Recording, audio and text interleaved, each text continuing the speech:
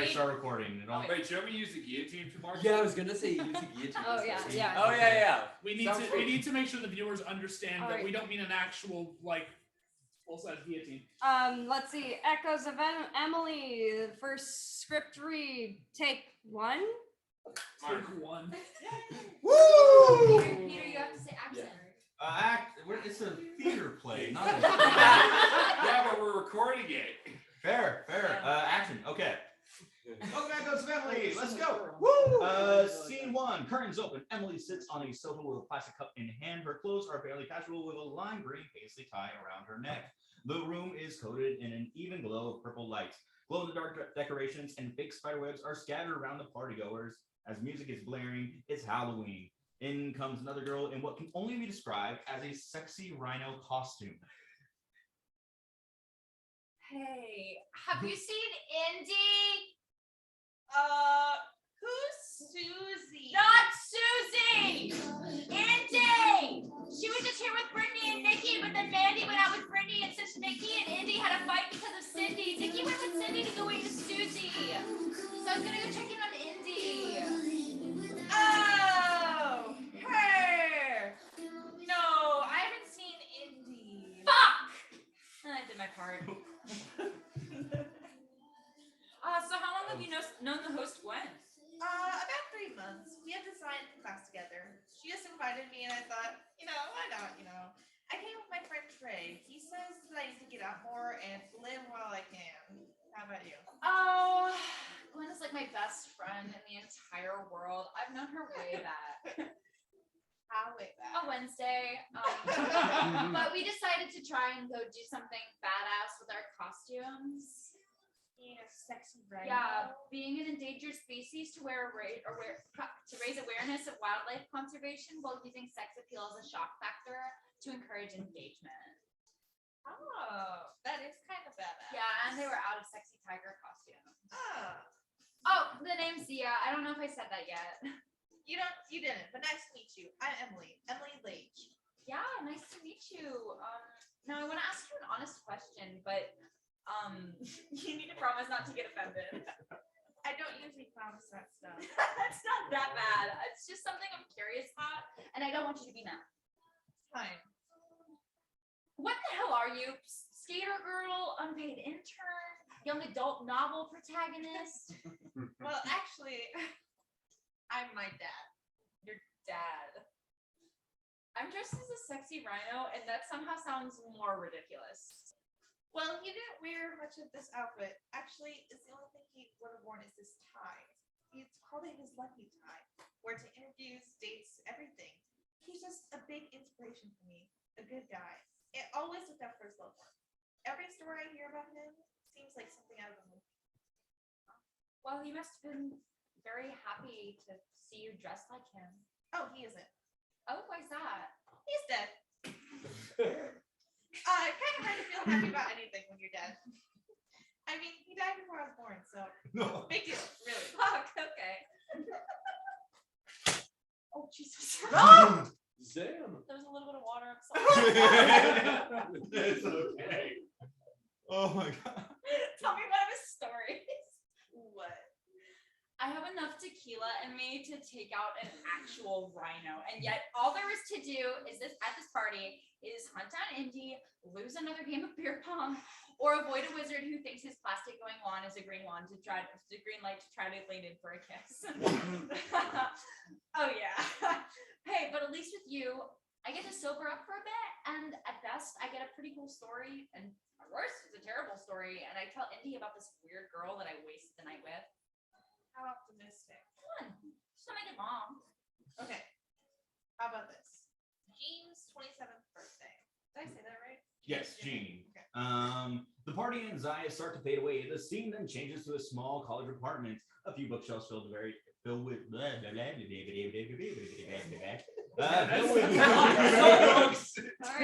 got that line read perfect. Right, yeah. Echoes of Emily. Take two. Start the whole. Maybe. I like you guys think that there's gonna be any cuts in this. We're just gonna start the play. Yeah, suicide runs. Oh no, you're good. Oh my god. Alright, from the start. All right, the party anxieties start to fade away. The scene then changes to a small college apartment. A few bookshelves filled with various trinkets and merchandise from TV shows and movies dot the walls. Mismatched furniture from relatives and garage sales arch around the TV on a stand with various board games and video games underneath. A coffee table is covered in mail and weird cachet mugs. Edgar and Langston are in the room blowing balloons while Amanda is hanging streamers and decorations. Emily, who has not left the scene, is walking around the environment. The others cannot hear or see her. It's June 10th. My dad, Edgar, is 24 at the time, living in Tempe, Arizona, entering the 6th year of trying to complete his bachelor's degree in theater. Relatable. Right? Oh, I wonder who this is. He's filled with food classes, but works at the movie theater to make ends meet. There over there is my mom, Amanda. Everyone has a job that I had. That over there is my mom, Amanda Norman. Currently my dad's roommate, but they have had an off again, on again thing for a few years now. Sadly, at this time, they're off. Mom is working at a steady job as a cashier in the grocery store, just a block away. But she's working on her master's in journalism. She actually met my dad in high school when the school paper did a story of a musical he was in. She says he's never heard of a worse singer, and there's never been a better show off. And then there's Edgar, half brother, and my uncle Langston. He works as a cook at a pizza place across town. He played football in high school, but towards ACL his senior year. But now he studies sports management. He couldn't play, he was at least going to be in stadium. And no matter how much he would work out, Langston had one weakness: birthday balloons. Langston then loses control over a balloon he's been trying to blow up as it jets across the room and gets lost in the other uncompleted balloons on the floor. Okay, I'm done with this. Come on, it's not that hard. What are you doing that I'm not? You just got to blow it up. Oh God, what was I thinking? Blowing up a balloon with your mouth? What? That is quite an innovation. Yeah, just like that. Gina's turning 27. Does he really have to have all this? Why not? It's fun to do little surprises like this. Edgar, are you sure he's on the way? Yeah, his shift is almost up. I left my water bottle in the break room and asked him to bring it over.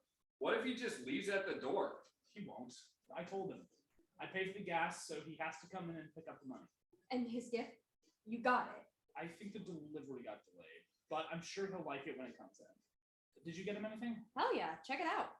Amanda pulls out a snow globe of a cowboy on horseback riding to an old saloon. A dumb cowboy in a snow globe? A dumb cowboy in a snow globe. It's a collectible from his favorite TV show. I see Outlaw. Never heard of it. You never heard of... You have never heard of Icy Outlaw? The award-winning sci-fi western, where a humble rancher has to discover what's causing the strange, unrelenting blizzard that is destroying his way of life. No. You've never heard of Icy Outlaw? The tale of Johnny Anders, a simple man having to turn to a life of crime and a desperate need to uncover the dark secrets hidden in the shops, stables, and saloons of New Copper Lake. No. That's before I even knew you. You never heard of Icy Outlaw? The epic of Anders joins forces with Susie Meadows, a bounty hunter hiding from her past, Dan Payson, an illegal moonshine smuggler running from the law, and Roman Morgs, a professional trapper who slowly loses his sanity in the wilderness.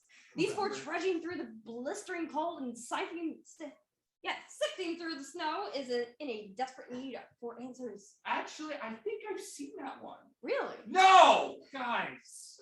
At least I got him a gift. Who says I didn't give him a gift? Well, did you? Of course I didn't. Why would I? Guys. Why would you?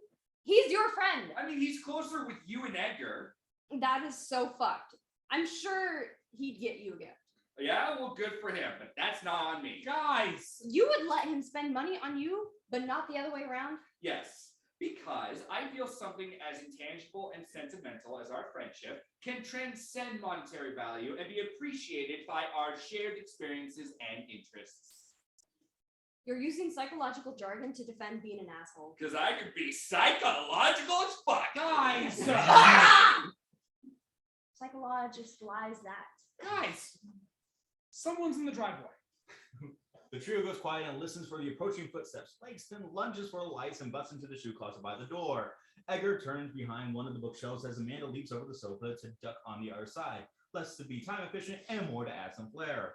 Emily doesn't hide. After a few seconds, the door opens as Sylvia and Jess enter with 2 gifts. Hey guys, has Jean? Surprise! Sylvia throws a quick punch right between Langston's eyes as he tumbles back into the closet. And that's my dear auntie. Oh, it's just Sylvia and Jess. Just Sylvia? Just Jess?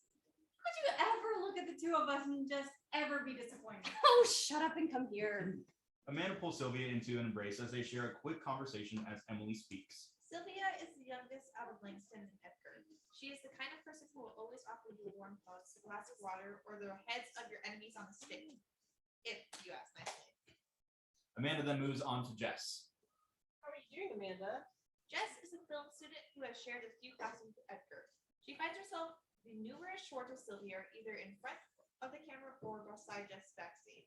Jess will tell you that Sylvia is the best music can ask for. Sylvia will tell you Jess is the best anger you could ever need. Did Jean already come? No, she must be running a little late. Langston is stumbling out of the shoe closet. Maybe find a better hiding spot next time. One out of my wingspan. Why would you swing at me to begin with? Oh, I'm sorry. Next time some dude hops out and screams at me, I'll hear them out first. What did you expect was gonna happen? That some stoner birthday boy with your brother's water bottle would be coming? He's just mad he didn't get Gina a gift. You didn't get Jean a gift? And he hasn't seen Icy Outlaw. You haven't seen Icy Outlaw? It's not a big deal. It's a big fucking deal. Stop yelling at me! I just hope you're okay with being the only one who can get him a gift. I'm not the only one. Dude, Amanda and I got him a gift. Sylvia and I each got him something. You got him 2 gifts? Well, there is 2 of us. Then give me one of yours. What? No. You got 2! There's 2 of us. You guys aren't like best friends or anything? Or you guys aren't like best friends or anything? You think just because we aren't best friends with Jean, we shouldn't bring him gifts to celebrate his birthday? No. Yes, he does. Langston, Jean and I barely talk outside this group. That doesn't mean I'm not going to show him that I value our friendship. We're all friends. We don't need to put tears on who in the group we like more than others. You're right. Jess takes a step towards Langston and places a hand on his shoulder. So, what do you want to do now? I want you to hold off Edgar while I raid the liquor cabinet. Langston runs into the kitchen off stage. Langston, it's just tequila! You can always get more, plus he won't notice. It's halfway gone. It's still tequila! Just tell him you forgot. Fuck that! I got him tequila. You can also just say it's late in the mail and get him something he'll actually like. Something like tequila? It's not that hard. What did you 2 get him anyway? I got him a Myth Hunter Lutamass. I got him a replica sword used in the Samurai of Spirits. The fuck? Why would you get him some random garbage? That's what he likes. He really likes that shit? Yes! What a weird dude. Like, it almost sounds like he just gravitates to 2 things smashed together and packages something new and cool. Don't look at me like that, Annie. Jean enters with a water bottle in hand. Langston doesn't notice. Amanda and Sylvia seem to go to say something, but are stopped by both Edgar and Jess. Like, I remember a friend telling me about this article they read where everything is a remix, adaptation, or combination of something that came before. Original is just a term for using an uncommon combination of tools and techniques that every creator has. Jean gets closer as the others pretend to nod in agreement. Now that I think of it, does that make everything weird? And if so, how am I supposed to judge? Like, taste is subjective, right? If there was a correct way to paint a painting, would we all be painting the same thing? A lot of people like spicy food, but I hate it. Is that the same? Am I rambling? Jean So places proud. a hand. Jean places a hand on Langston's shoulder. Yes, you are. Oh, shit. Happy birthday, bro. Fuck yeah, tequila. It's already open. Because I couldn't wait to celebrate my best friend's birthday. Oh, God, surprise! Jean, a bit unsure of what to do with himself, looks around and decides to pretend he's surprised. Oh my god. Whoa. How sweet. Do you want a surprise? Edgar, I have never seen you in the same room as a sports water bottle, much less one you bring into work, leave in the break room, and become so concerned about it. You ask me to bring it in to you instead of just asking to pick it up tomorrow. That being said, you should always be hydrated. So you knew we were doing this the whole time. Yeah, but nothing wrong with it. I mean, my friend was acting weird on my birthday and invites me to his place with everyone in the group parked in his driveway. You guys did great. Fucking Just what? hard to pull off a good surprise party. Look, just say you hate it. Do I hate surprises? Yes. Do I hate parties? Depends. Do I hate you guys? Hell no. You're all good friends, and I love you. Aw, Jean. She and Sylvia come up to give Jean a hug, only to be cut off by Langston. I love you too, bro. The others get quick eye rolls as they go in to jump in for the group hug. It's simple and a bit much, but it's friendly and genuine. They continue to embrace and greet each other as Emily looks towards the audience. And that's the family. My dad, my mom, Sylvia, Langston, Jess, and Jean. This group of friends just trying to find their place in this crazy world. Getting through every challenge and obstacle with the combinations of their diverse perspectives, ideologies, and skill sets to succeed as individuals in a unit. And Jean fucked it up with one sentence. Well, you guys ready to go? What? You guys packed, right? Like your presents? No, like your bags. For the trip? What trip? Yeah, we never heard anything about this. Edgar, you didn't tell them. Didn't tell them what? You haven't told me anything. Yes, I have. I probably have. I should have. Fuck. Jean, What are you on about? We love you, Mike. It's so mean. As you're lying. Fuck. Okay, I may have stolen my grandpa's RV. Dude. With good intentions. I mean, he doesn't use it. The thing, and it hasn't left his backyard in ages. He actually hates it. Every time we bring it up, he just says, you know, the RV stands for ruined vacation. Like every time, without fail. Then why didn't you just ask for it? Because he always thinks I'd like to take it on some crazy impulsive adventure or something. So what do you plan on doing with it? Taking it on some crazy impulsive adventure or something. there it is. What? I didn't say he was wrong. What kind of adventure? A trip to Vegas? No. Something better. Memorable. Enough experiences to last a lifetime. What do you mean? You ever heard of the 27 Club? Jean, no. Wait, what is it? Some dumb way people try to glorify the premature death of performers. The 27 Club is a group of performers who prematurely died at the age of 27. Much like myself. Jean. Jean looks at her, waiting for a question or comment. Noticing it takes a moment, becomes confused. Jess then puts a hand on his shoulder. He then realizes what she is implying. Oh, no, not like that. I'm not gonna.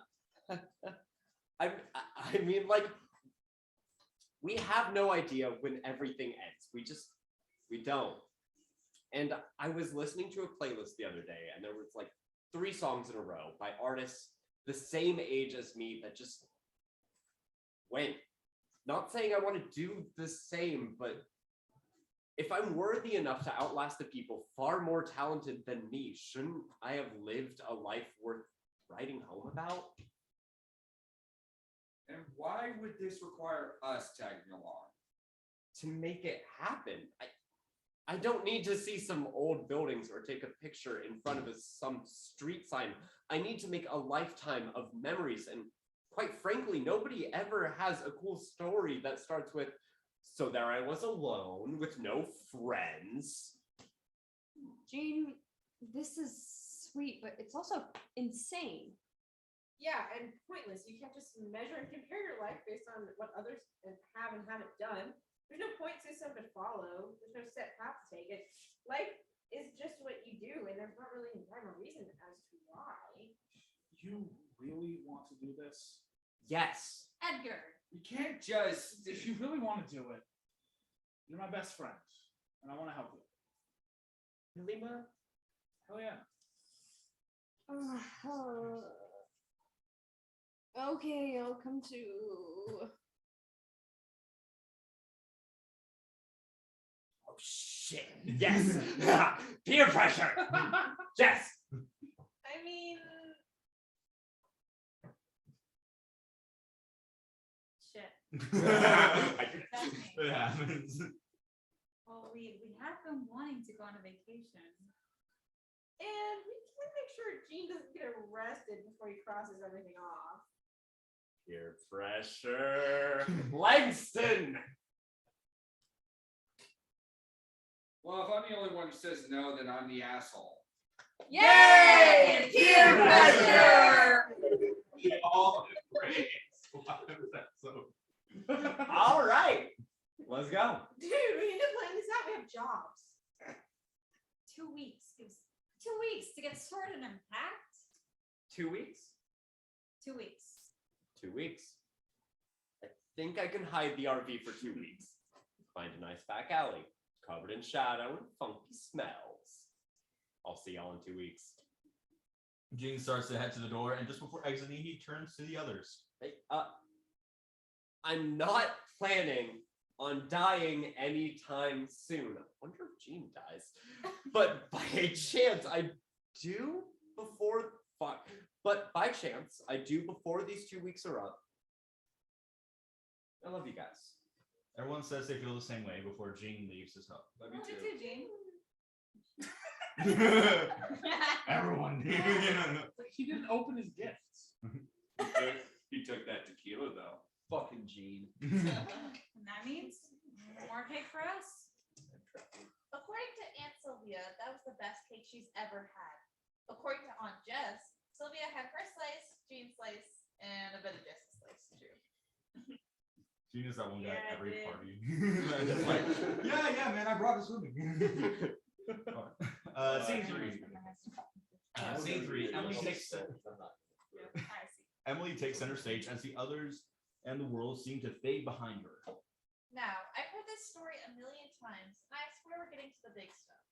But while I'm listening to it, I realized how little the others knew about what each one was thinking. They had their secrets that they didn't want to share. They had decisions they weren't sure if they could make. And they had faith in me to never tell you those very personal and revealing thoughts. And they were wrong. Gene enters the space while still holding the tequila bottle. It appears as if he's in the RV, although there's nothing very descript in the space. And Langston is so nice for getting me this. Could have gone for a full bottle though. Fuck all you guys. Here's a good example. Emily removes the lime green tie from her neck and bashes it around Gene's wrist. This seems to transform Gene into being a memory within the story, to being aware of this in the past. He speaks as if he's telling Emily his thoughts after the fact. This is no longer Gene in the story. This is Gene in the modern time. I still think about how alone I felt that night. Like, I know my friends coming with me on some grand adventure at the drop of a hat wasn't realistic, but would have been cool. But what if something happened? Like, what if in those 2 weeks someone runs a red light, I eat something too fast, or nuclear war breaks out?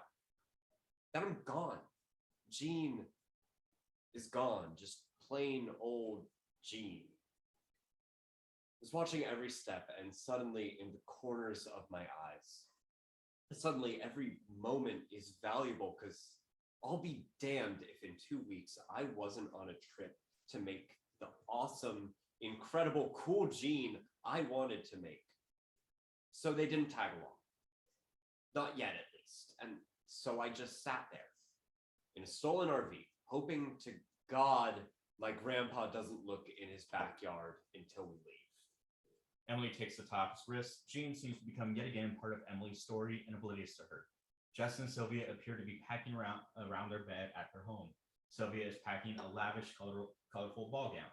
You don't need a dress. We're on the road most of the time. Oh, please. Do you know Jean's bucket list?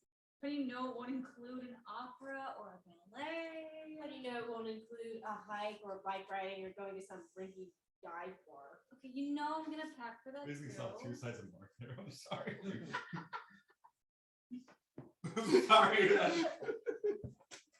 Derailed. Playing against two very different types.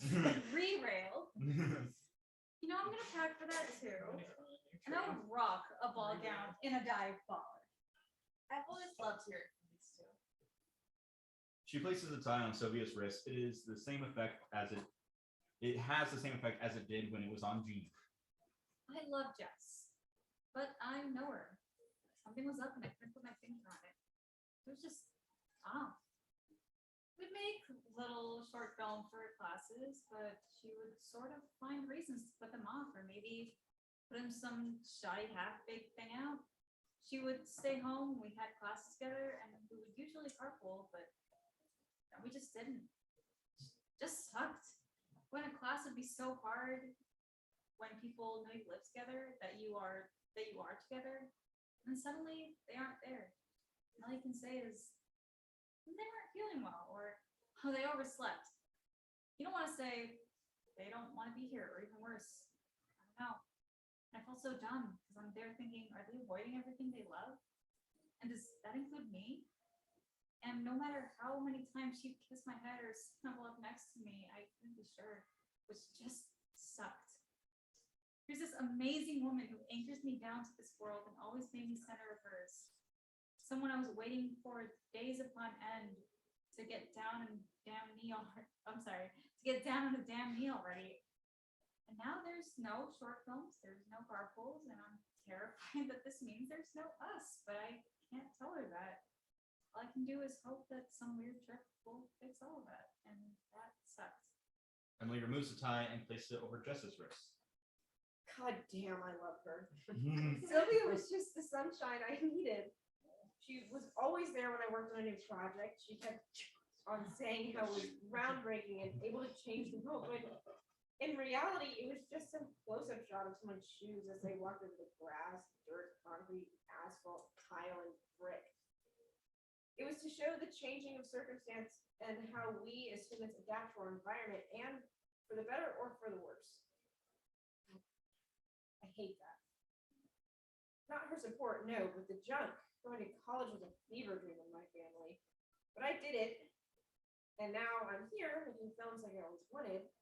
They're all graded. They all have to fit a prompt. They all have to be churned out in a timely manner. They can't just exist or be enjoyed when I feel like it. They just have to be pumped out and use scientific formula to trick audiences into thinking this is an amazing piece of art, when in reality, it's something forcefully shaped by their cookie cutter. That was pretentious. But I couldn't. But I don't feel like me in those classes. I'm so close to being done, and my family is counting on me. But honestly, fuck them. I don't care what they think. I was just worried about what Sylvia would think of me. Would she think I made the right choice, even though it means that all this student loan debt was for nothing? Or would you think of me as a quitter who can't commit no matter how far deep they're in? Emily removes the tie and moves on to Langston as he appears into existence. Let's check on Unruly. Emily places the tie around Langston's wrist. I was just tired. I was already packing for a move, and so Jean's little adventure was more convenient than anything. I told everyone I was just moving out of my old apartment for something nicer. Little did they know, something nicer meant heading out to San Francisco. Found this community college over there that needed a new offensive coordinator. Nothing flashy, but definitely pays better than flipping pizzas. I could have told everyone that I was planning on moving and be the first in our little family to slowly but surely fade until we don't talk for days, and weeks, then months, then years. But I spent those 2 weeks watching every season of Icy Outlaw. Jess and Sylvia were right. That show was badass. You said something first. yeah, but I'm ignoring you. Emily removes the tie as Amanda and Edgar are found in their home as they watch TV on the couch over takeout.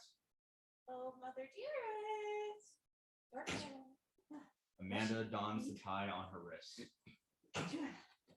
Bless you. Thank you. Don't you dare tell your father. But what he said stuck with me. You're... Shut up. How much have I had? All right. Don't you dare tell Jean. There you go. Take 3. Don't you dare tell Jean. But what he said stuck with me. Not in the moment. Hell, he sounded like a crazy man. But as the trip closed in and I meditated on it a bit more, I got it. Why not make some memories? Why not gain some experiences? Why not live like you won't soon enough? Like, maybe not plan on it, but try to make a life you can be proud of. And as I thought more on it, I realized I wasn't doing that. You see, at this time, I wanted to be with your father so bad. But I was so scared of it falling apart or ruining our friendship, and that I was just stagnant. Waiting for something to happen and knowing very well that only I could make it happen. Maybe this trip was a sign. Or maybe it was a product of Jean's madness. Probably both. And I was agreeing to it. Emily removes the tie and with glee turns to Edgar. All right, Dad. Grand finale. Don't choke. Emily wraps the tie around Edgar's wrist, not his and nothing happens. Emily has a shaky smile as her eyes can't seem to stay up. She knew nothing would happen, but always tries.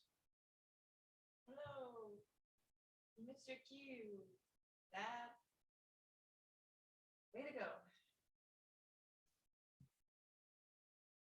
I really wish he was here around to tell me his thoughts, his opinion, his story. I have so many views and perspectives, and he's just there. Sometimes in between. It's like going through this museum, and just before you get to the door, there's this massive pedestal with velvet ropes around it, with nothing on top. I don't know you. I just miss you. The world of the story seems to dissolve yet again. Emily is back at the Halloween party, and as guests go on, she quickly finds that Zaya is no longer by her side. Instead, sits a frat boy that wears a cheap plastic fireman hat. Not a costume, just a hat. Nothing else. Nothing else. He was like, that's enough. This is gonna sound weird, but wasn't there a sexy rhino costume here earlier? What? Are you from Zara? Yeah. Zaya. What? Oh, Zara? Yeah, she went to the bathroom or something with my clothes. When? Did she not like the story? She seemed into it. The fireman stretches his arms out and tries to get closer to Emily. I don't know if you've been mad. I'm Alice. Okay.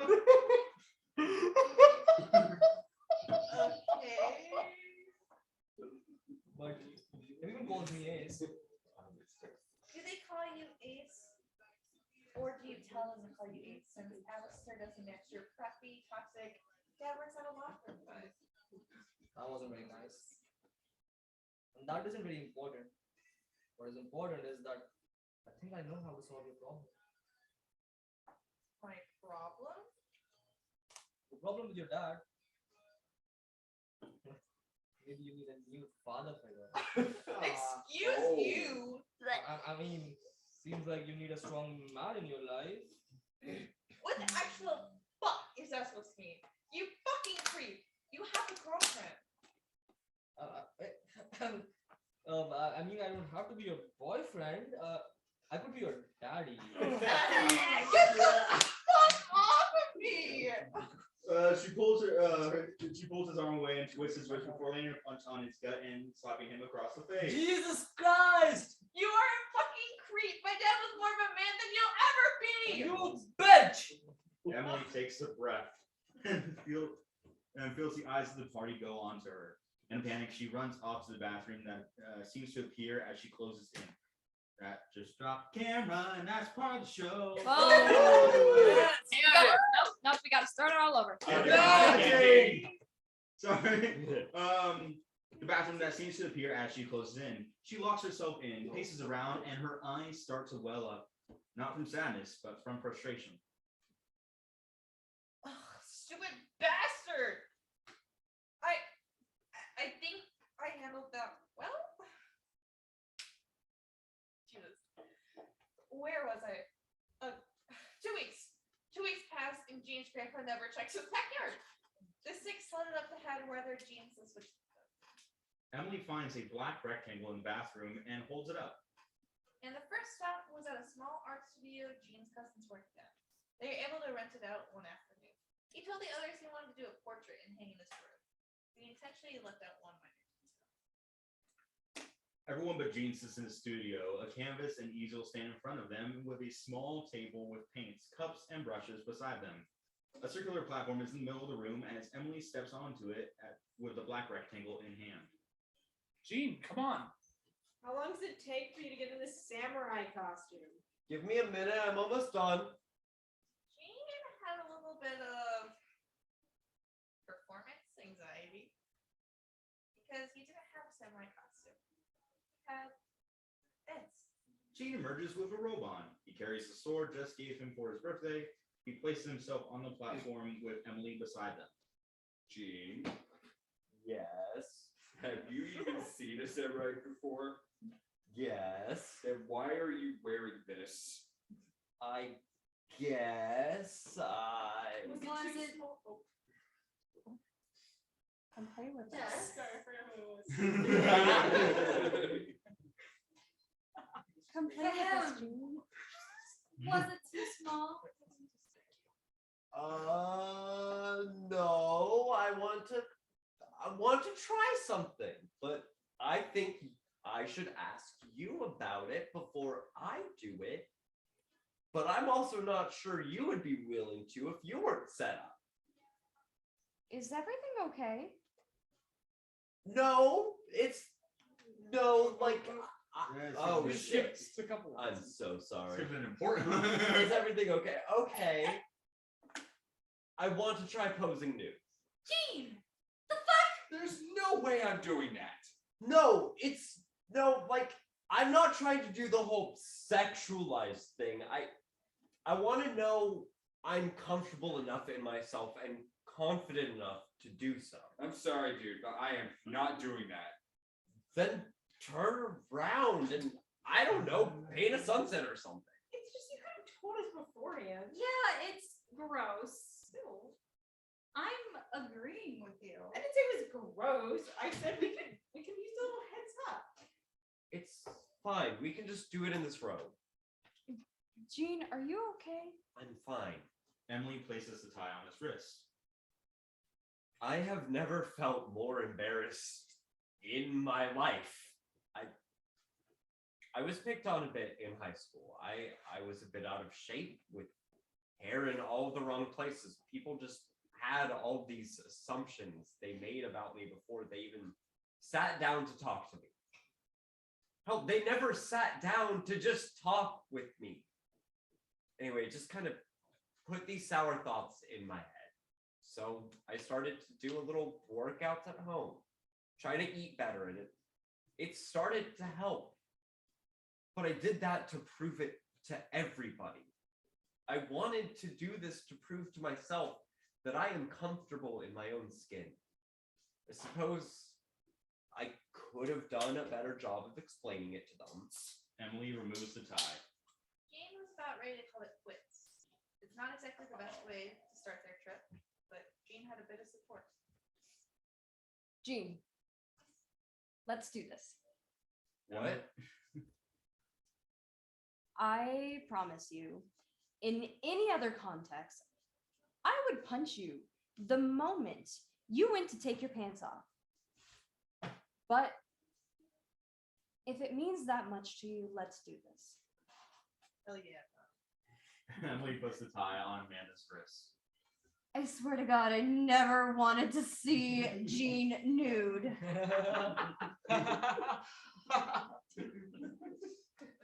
But like I said, I kind of agree with the whole idea of this trip. Let's make memories. Let's have experiences. And if I'm a bit frank, your father was the first of us to agree on this trip. Maybe I wanted to set the tone that I was game as well. And maybe I was game for something else as well. And as it turns out, Dad was game too. Let's do this. Hey, let's die. Come on, if you're really that unprofessional, then you're free to quit. Sylvia Lage does not quit. Prove it then. Fine. Jean, strip. You sure we don't Strip. have Strip. to. Strip. We Strip. don't. Strip. Strip. Strip. Strip. As they chant, Emily moves back to Jean. Sorry, this was a little family Shut joke. up. For fuck's sake! Time to hide the body. This is a family show for fuck's sake, really, Peter?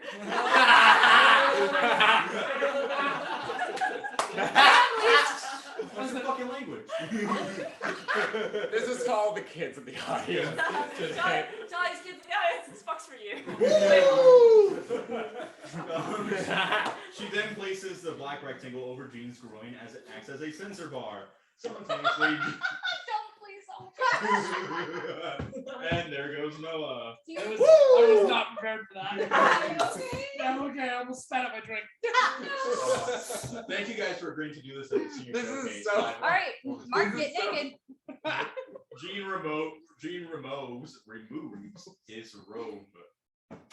There. Now let's get this over with. Lights dim to. Wait, what? Wait, shit, did I skip a one? Oh, I'm so sorry. Jean, no, that was on me. Jean then gets into a powerful pose with a samurai sword. Fuck, they always look so weird. I thought you weren't looking. Oh, shut up. It's like the equivalent of boobs. That's a penis joke. You just, For all if you you watching see at them, you home. gotta. For all you watching at home, that is a penis joke. Classic penis joke. Wow. You're Every classic. penis joke. Every show needs at least one. This go on That's God's. This go on YouTube, There's right? no news in industry. This is I'm not making money off this. We're This is live. fucking- We're live, right? No. No, Oh, that's god right. damn Because it. I didn't know that YouTube for some reason holds you for 24 hours. To... Oh, Yeah. that sucks. I was like, I'm sorry. look, I'm gonna get Starfruit Party. Oh. Aw.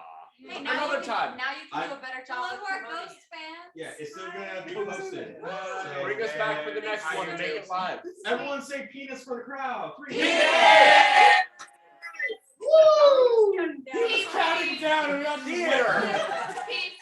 Pee-pee. Where were we? Lights dim. Lights dim to leave Sorry, I a gotta lone take a spotlight on the platform with Jean and Emily. Emily is comfortable and confident while Jean is struggling to keep his pose. Faster. An hour passes. Come on, guys. Hurry up. We're almost done, dude. Almost? How much work are you guys putting into this? I've been done for nearly half an hour.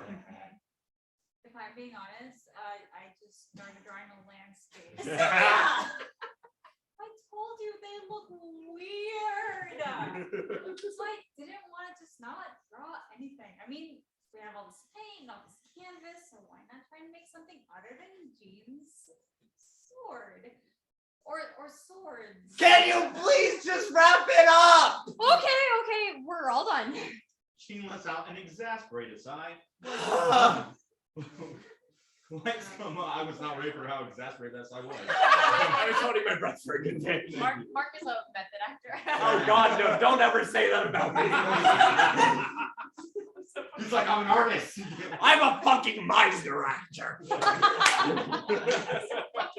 my bad. Lights come up and the group has completed paintings on their easels. The paintings have the black rectangles painted on them as well. Sylvia made the landscape of a cabin in a lush forest outside the good lake. Jess made a very detailed, near accurate portrait of Jean. Langston has created a very amateur portrait as the proportions of Jean's body are inaccurate. Amanda's is in the style of a Japanese anime. Edgar Jotaro. Edgar has made a strong number of vivid colors and strange shapes covering his canvas. Jesus Christ, you guys. Good art takes time, dude. Good art. Langston, you spent 30 minutes working on a little more than a stick figure. It's called minimalism. At least I did the assignment. Look, I wasn't gonna spend an hour looking at Jean's thing, and so I made something much more visually appealing. Jean starts to get his robe on. Gee, thanks, guys. Sylvia would later tell me it was a cabin her and Jess always joked. What? Sylvia would later tell me it was a cabin her and Jess always joked about buying us in a white mountain.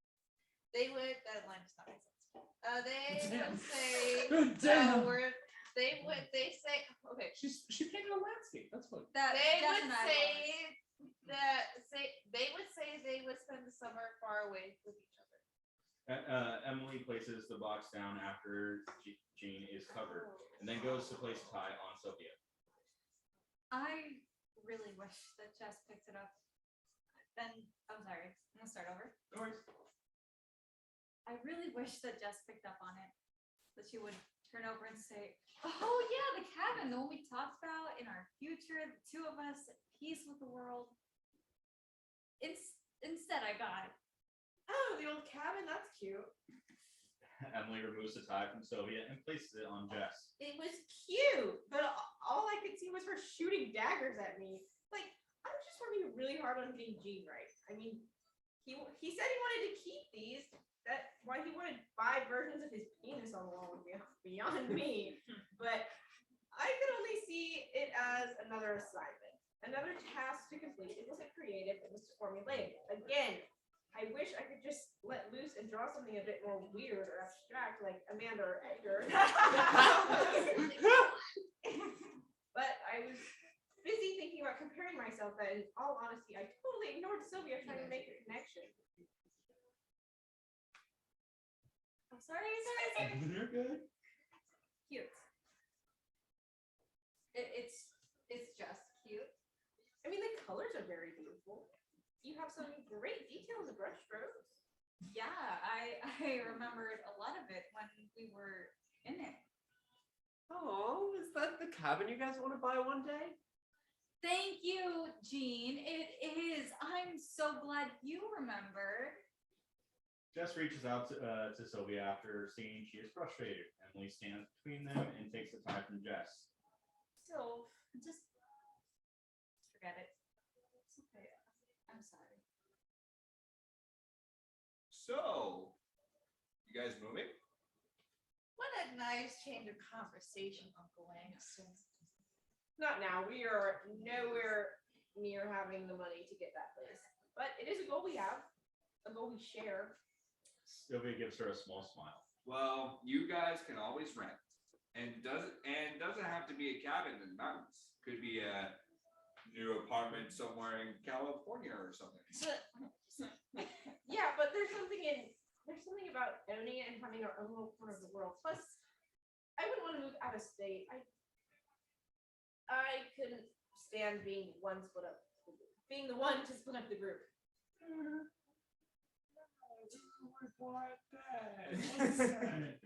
Yeah, who would ever want to do that? Anyways, most of this is sort of blown out of proportion. These are all secondhand stories. Anyone want to hear a story where everyone made passive aggressive comments near their friends with no real conflict or consequences? That's not a good story. That's reality TV. Amen. Untitled is a good story. Preach. You wrote it. Something like You wrote Too Hot to Handle? I was like, wow, wow, this is great writing. Who did this? But you do need a good romance. And Aunt Sylvia said she could see my mom blush a mile away, but my dad didn't say. Oh, thanks. I just wanted to try to make it a bit cartoonish. And I saw the samurai sword, and that led to using Japanese anime. So then sorry, I'm rambling. No, that's totally okay. I like when you talk about your thought process. Thanks. So what's up with yours? Why all the colors and chaos? I just like being abstract and weird. But there is a thought process. Which is? Well, you like sharing what's on your mind. I like to keep the meaning to myself. It kind of makes us important, right? Like being the only one who knows a secret or story has this interesting dynamic to make. But you have my word, one day I'll break and tell you every last thing on my mind. Promise? Promise. What corny little bastard you two were. And you're our corny little child. Young lady? You're so cute. I'm so silly, Ed. You may have to put the camera again. I'm so deep, Ed. Oh, God! Oh, what? No, I can see you. You What happened? typecasting motherfucker. Wait, what happened? What happened? Oh no! You know sorry, what I just happened. ran to the gutter. You're so cute. That's what I thought it meant. Oh, that's not what it meant. Oh. Oh my god! Double entendre. Euphemism! I didn't mean it to be read like that. Now it's read like And that's that. how your writing goes. It is not. Hey, getting deep. Wait.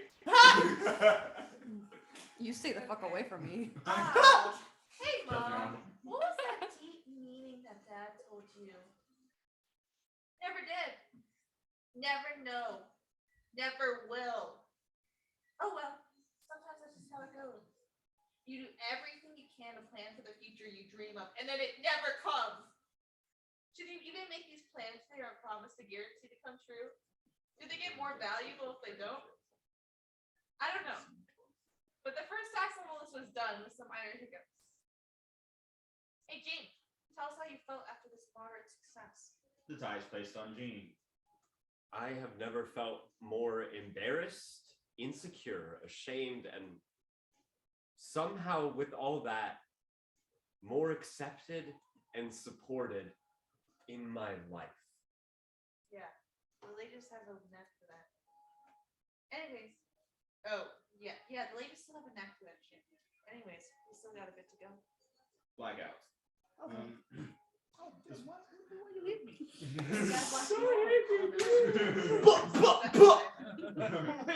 The spotlight follows Emily. The spotlight follows Emily as the scene changes behind her. The changing of any set pieces shouldn't be hidden, but not acknowledged at the same time. I hope you know I'm trying to keep this short and concise. There's this number of adventures where everything went off as planned. Now, I didn't get a lot of details from the others, or my imagination just doesn't have the budget to do a lot of these.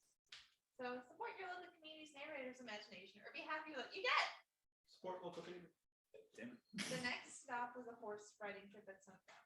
Jane spent the whole time pretending to be an actual cowboy. Jean crosses behind Emily with a cowboy hat on. Gene! See?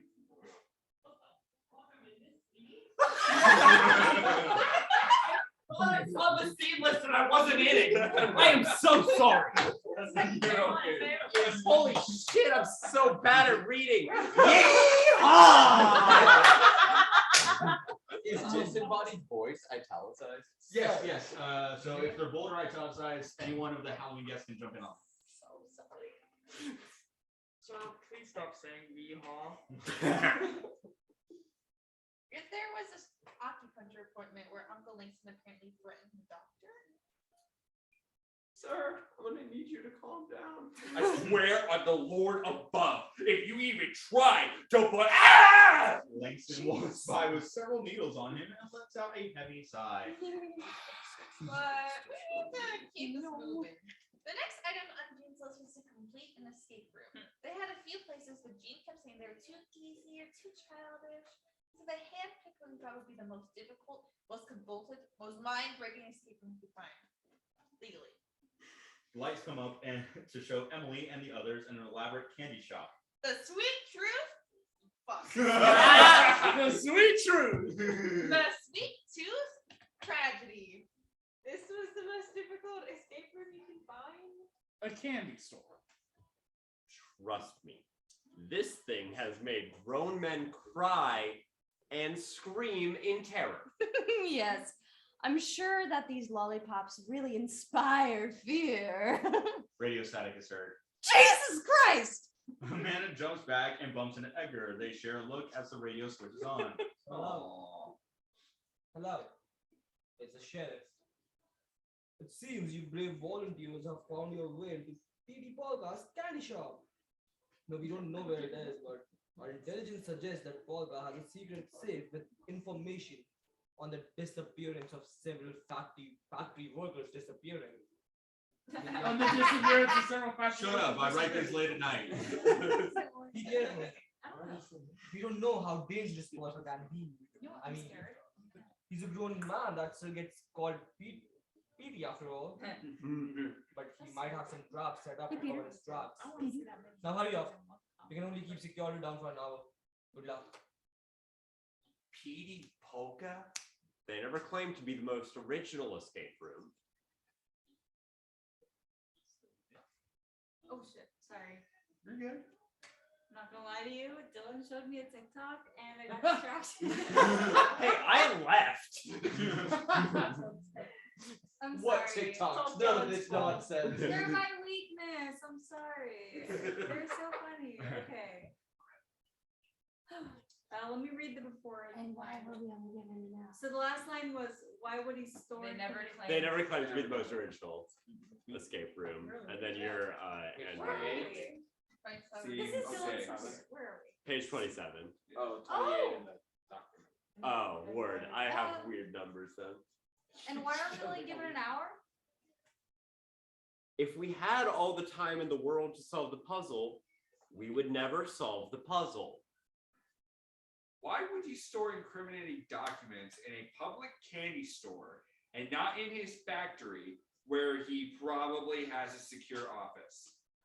Also, why is the sheriff sending in volunteers if they are supposedly outside? I feel this would be so much easier if they had just went and got a search warrant. Yeah? I feel like there are so many holes in this thing. Dusty candy shop. I mean, Oh no. they aren't wrong. Guys, come on, we're burning time. Okay, let's start looking for clues. The group looks around as Emily stands behind the counter and eyes a massive, elaborate painting of Petey Polka in the center of the wall. Wonder where they should start. I'll check the shelf, Jean, see if there's anything in the register. I have a folder full of drawings of tongues and mouths. Let's check out the painting. Give the man a gold medal.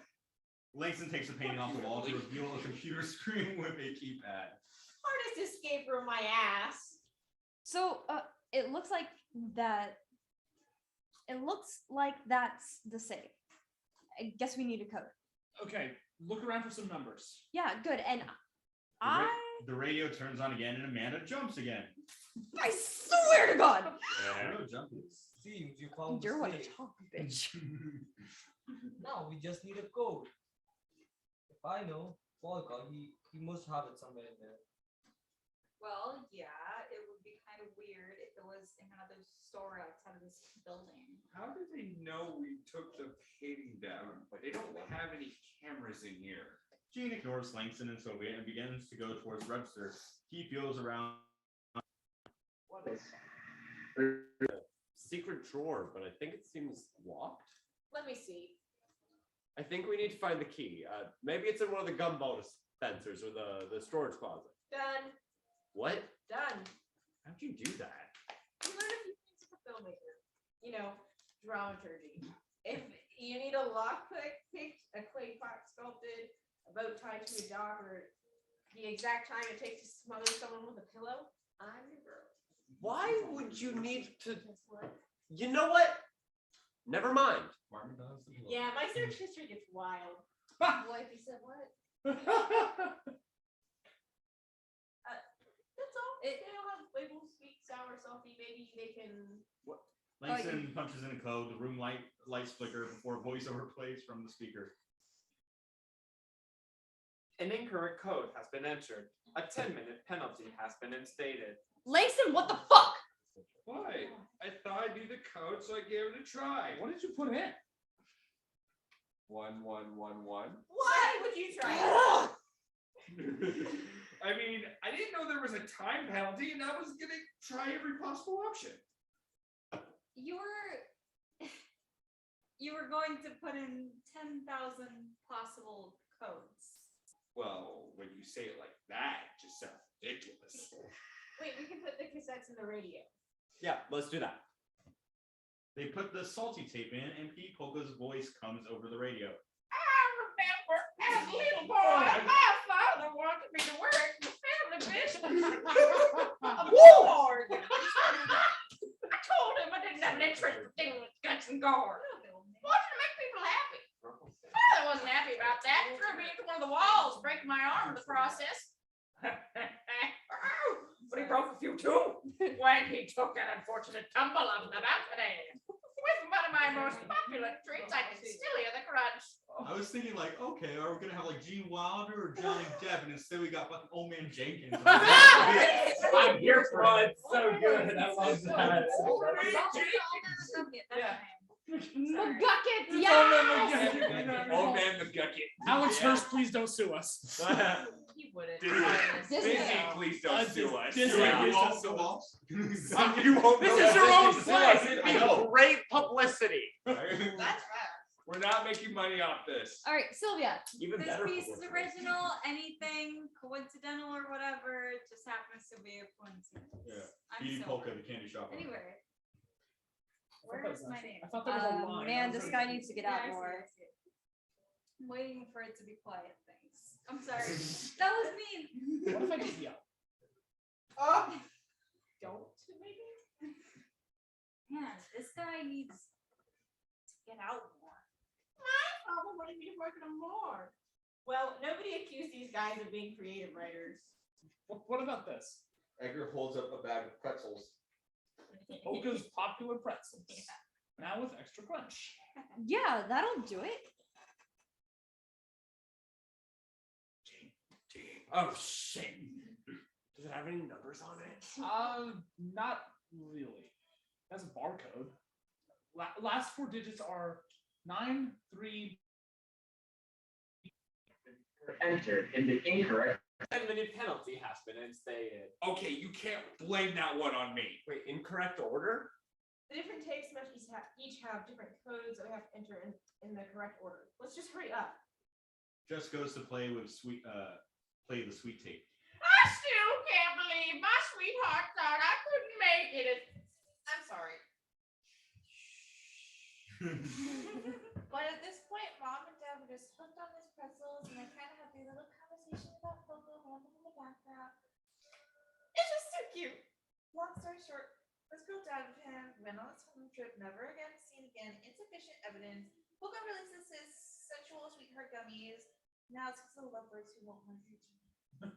Spotlight falls onto Edgar and Amanda as Edgar eats the pretzels. Are you sure you can eat these? I'll stop when Polka tells me to stop. Want some?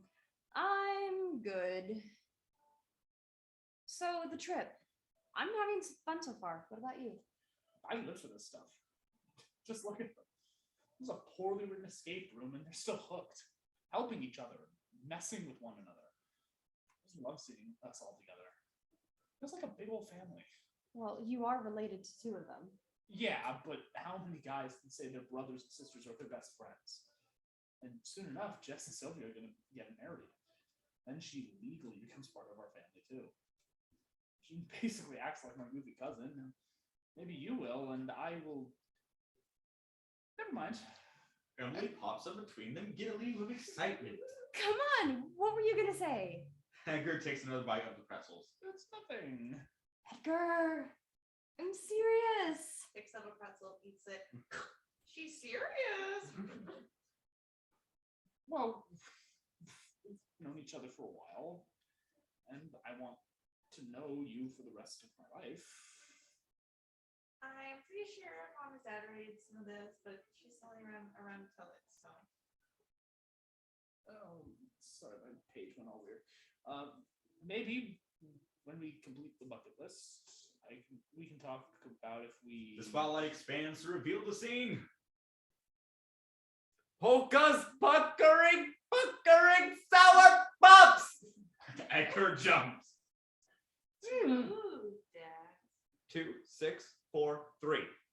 Like sometimes some chewing correct. Sorry, my dog got all weird. An incorrect code has been entered. A 20-minute penalty has been instated. Langston! Why? I had to try some. Wait, you put in 2 codes. One would have to be right. How'd you get them both wrong? Langston, what did you put in? 6969 and 0420. You're such a child. Excuse me, friend. Oh, I'm sorry. I added that in. I'm sorry. You are some kind of stupid. Excuse me for having a bit of fun. Who said that? I'm done. What'd you say? Excuse me. Excuse me, princess.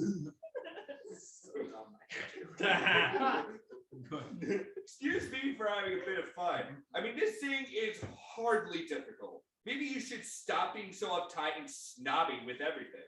Uptight, snot. I am realistic. I am logical. I am stressed out by you not wanting to be a part of this when we are clearly trying our hardest to make it work.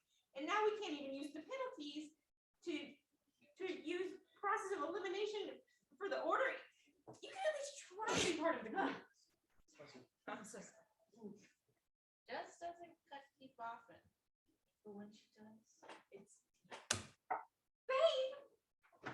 Look, tensions are kind of high right now, and we want to solve this puzzle. Luckily for you, I think my superior intellect has it figured out. What did you find? Well, the tapes are labeled salty, sweet, and sour, right? Well, in this folder, I found one of the sketches has a map on where the tongue sorry, this is I have to. No, that's a fucked up sentence. Oh, it's not your fault. I have astigmatism and I can't read it. No worries. Anyway, Oh, me too. yeah, it's a bad combination. Yeah, it is. Jared, 19. Okay, hold on. So, Woo! Okay. Well, the tapes are labeled salty, sweet, and sour, right? Well, in the folder, I found one of the sketches has a map where on tongue certain flavors get processed. From the tip of the tongue to the back is sweet, salty, sour. So that may be the order. Okay, that would make the code 752193912643. Awesome. Langston goes to the keypad. One more time? Oh my god. 75219. Jesus, dude, slow down. 7, 5, then what? 2193912643. The safe actually opens apparently and reveals an evidence folder labeled secret or do not open or classified. The group has beaten the escape room. We did it! Good work, guys. You were able to secure the evidence. Bring the file to the deputy waiting for you outside. Mission complete. The group exits cheering as Jess and Langston keep their distance from one another. The spotlight shrinks as Emily enters wearing a trench coat and police hat. who thought they were safe. In reality, Sheriff was in police your pocket all along. He destroyed the evidence and we no witnesses. Dun dun. No, I'm just messing with you.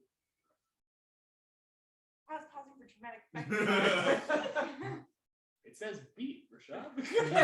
No, I just did the dialogue. No. Nah, I'm just messing with you. You know, for a second I thought you just did a really good Rashad impression. Right. I was looking away. The spotlight shrinks back onto Emily. Oh no, it's so broken. I'm hilarious. Wait, hold on. I didn't tell me a joke. Hey, what's the song? I'm gonna go to The spotlight shrinks back onto Emily. I'm hilarious. So next up, they would head to. Amanda enters into the light. Emily. Huh? Emily holds up the tie, seeing that it isn't on Amanda. I think you forgot something. I hope you know I am so proud of the woman you've become.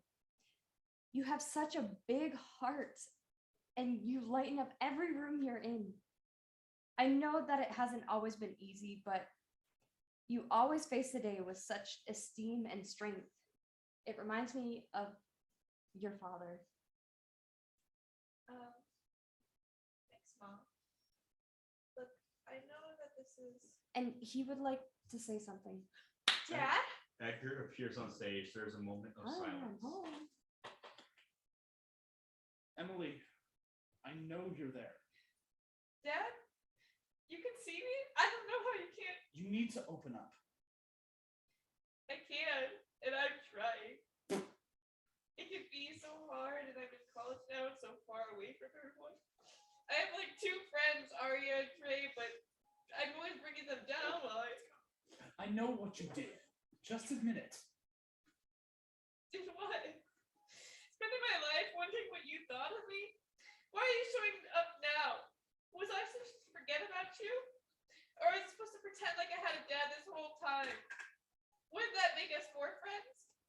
Wouldn't that make me feel more alright? Listen, you better come here. You fucking bitch. My God. Whoa. Excuse me? You want to act tough and run away? What the fuck is wrong with you? Dad? What are you? I'm sorry, I didn't mean to make you. Get out here now! I know you're hiding in there. He told me everything. Amanda places a door between them before exiting. The bathroom at the Halloween party takes shape. Edgar starts to walk away as a girl in a 50s poodle skirt outfit takes his place. Their voices overlap. Gwen. Who got Gwen? Oh, I'm Gwen. Gwen. Oh, Okay. great. All right. You don't get to attack him and act all innocent. Get the fuck out here. Edgar exits as Zaya and Ace appear behind Gwen. She pounds at the door. Hello? I know you can hear me, bitch. What the fuck? Emily takes a second to collect herself before finally deciding to exit the bathroom. As she steps through the door, the bathroom dissolves. Can I help you? Okay, so we're playing dumb. Look, I don't feel too well and I just need a minute. Oh, nice try, bitch. But you don't get to attack my boyfriend at my party and get away with it. What are you talking about? That's her, Gwen. I was trying to help her find her friend, and then she just flips out at me. She was a bit weird earlier. Keeps talking about her dead dad. Look, she doesn't even have an actual costume. Gwen twirls a tie around Emily's neck. Emily swats her hand away. Don't touch that. Gwen shoves her back. What a psycho. You know, I thought I would try to be nice and invite you to my party, but you obviously can't function like a normal human being, so get the fuck out. I don't even want to be here. But whatever. Let me go grab my friend. He's my ride. No, The others block Emily out from returning from the rest of the party. no. He's out having fun without you. Now, go. Fuck you. Fuck you. And fuck you. Emily seems to get furious and steps up to Gwen, her body shaking with rage more than fear, her fists wound tight. Edgar reappears. His hand gently falls onto Emily's shoulder. She relaxes, steps back, and walks out of the party. Curtains. Yay, Act 1.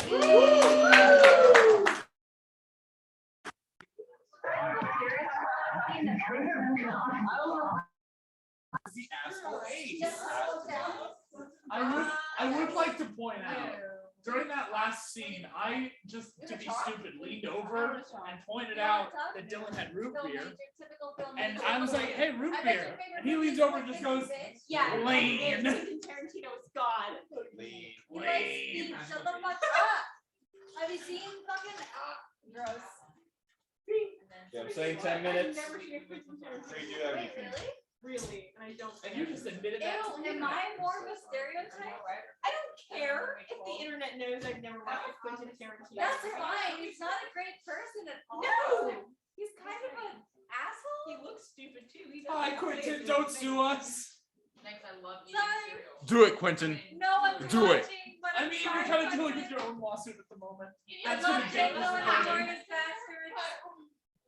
How do you know? That one movie was a little too long. Sorry. Which one? The one that was split into like 4 episodes on Netflix with extended scenes. What's about to start? No. It was Hateful. Oh, Hateful Eight? That might have Hateful Eight been was it. good, but it was When a you little told the long, property. buddy. Thank you. When we told the property manager that somebody stole the grill, you know, the It's VP got lived in, like they were like, 2 really? settings That thing's been there and for years. 4 fucking hours. It's like a little long. Why are you using this as an opportunity to bash like Tarantino? Okay, I love his movies, but I hate his person. I Alright. think he's a bad person.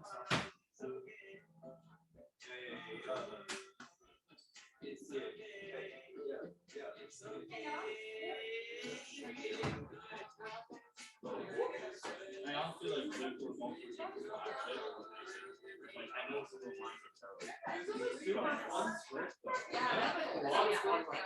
This is a really good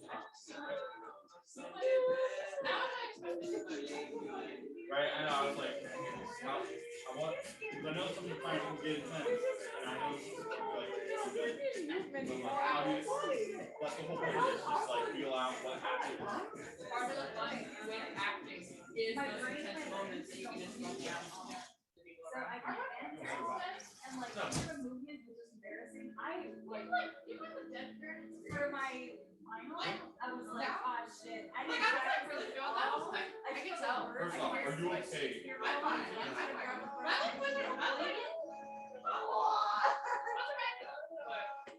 I know as soon as like There's nobody in your backyard. Oh shit. see how it goes. See how it goes.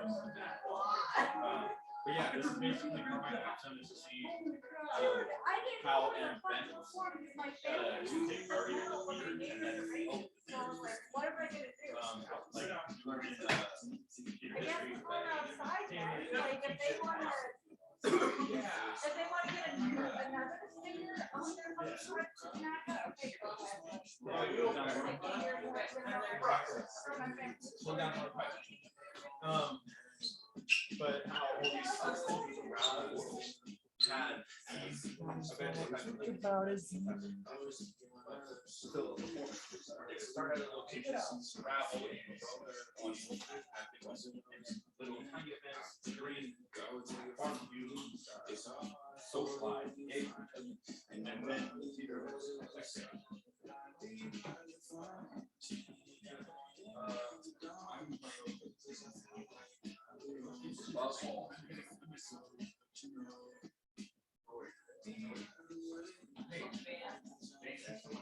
don't worry about that. We'll have to walk. Yeah. All right. Yep. I'm not sad. I'm pretty sad. But like, really? I've only taken one yoga class. I just did yoga and we got to one of the things.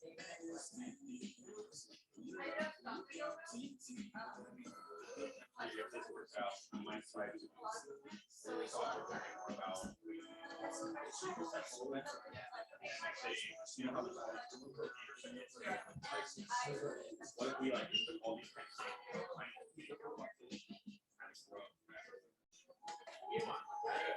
right? It's something that we don't have on our page. And even before, even though we they're actually we they're still not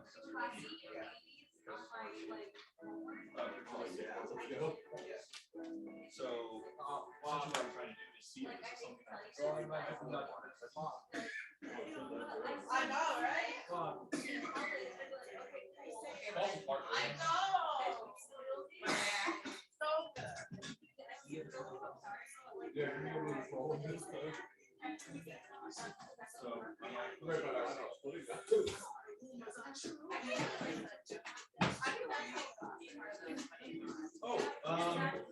No, before you leave too, December 2nd is going to be the capstone showcase.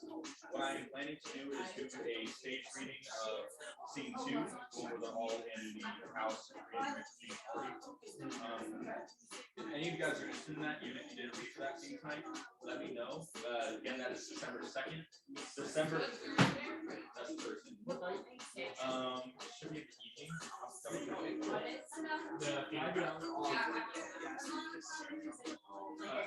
I'm already working with Untitled Chapter, so I'm Excellent. Thank you for your time. I'll send out an email to everyone here. Just as like a little thing, like, oh, I'm also working on this. And again, even if you like the role that you're reading as right now, or if you don't, Yeah, let's go pray.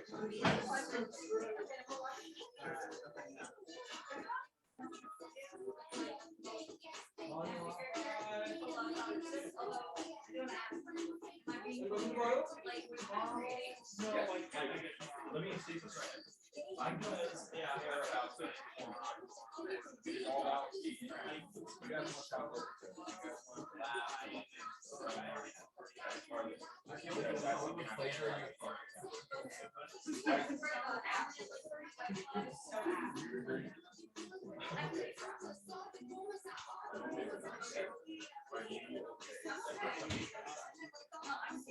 Someone has grabbed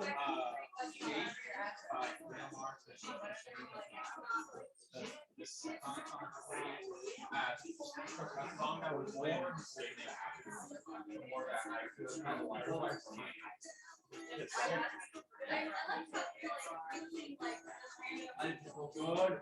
I know this is so good.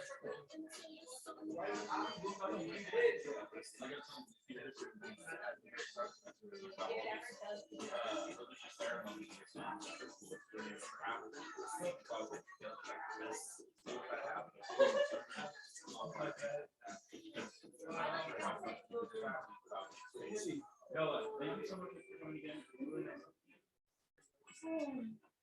you so much. Yeah, something came up, unfortunately. Oh, shit. Yeah, it's okay. I'm This is not. my poor family.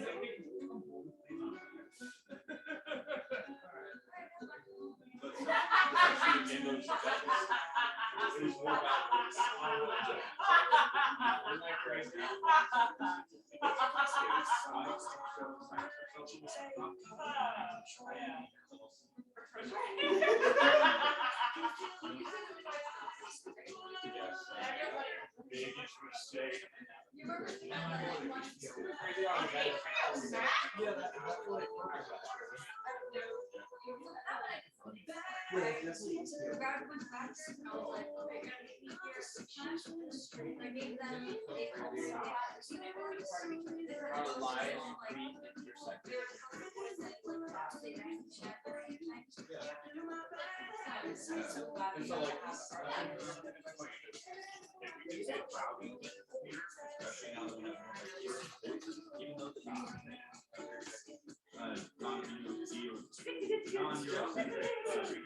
Damn, I got confused. We're still thinking.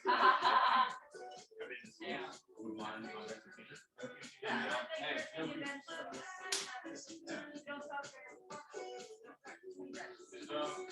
Got like about a minute. No Gucci. Rock. Again, you have to bring. No Gucci.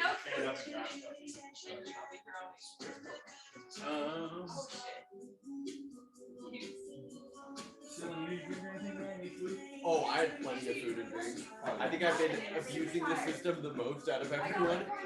Go ahead, bro.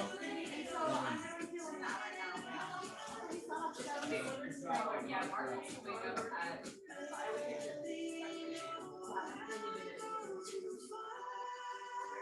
So we're gonna go home and social.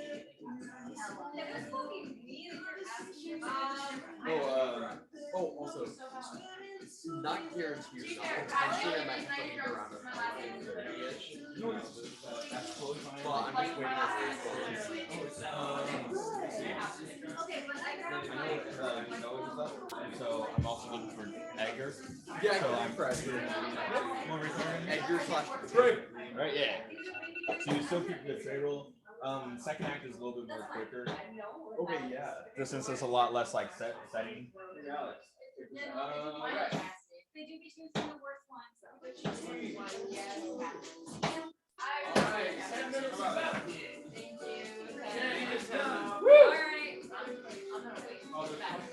Let's blaze through this bitch.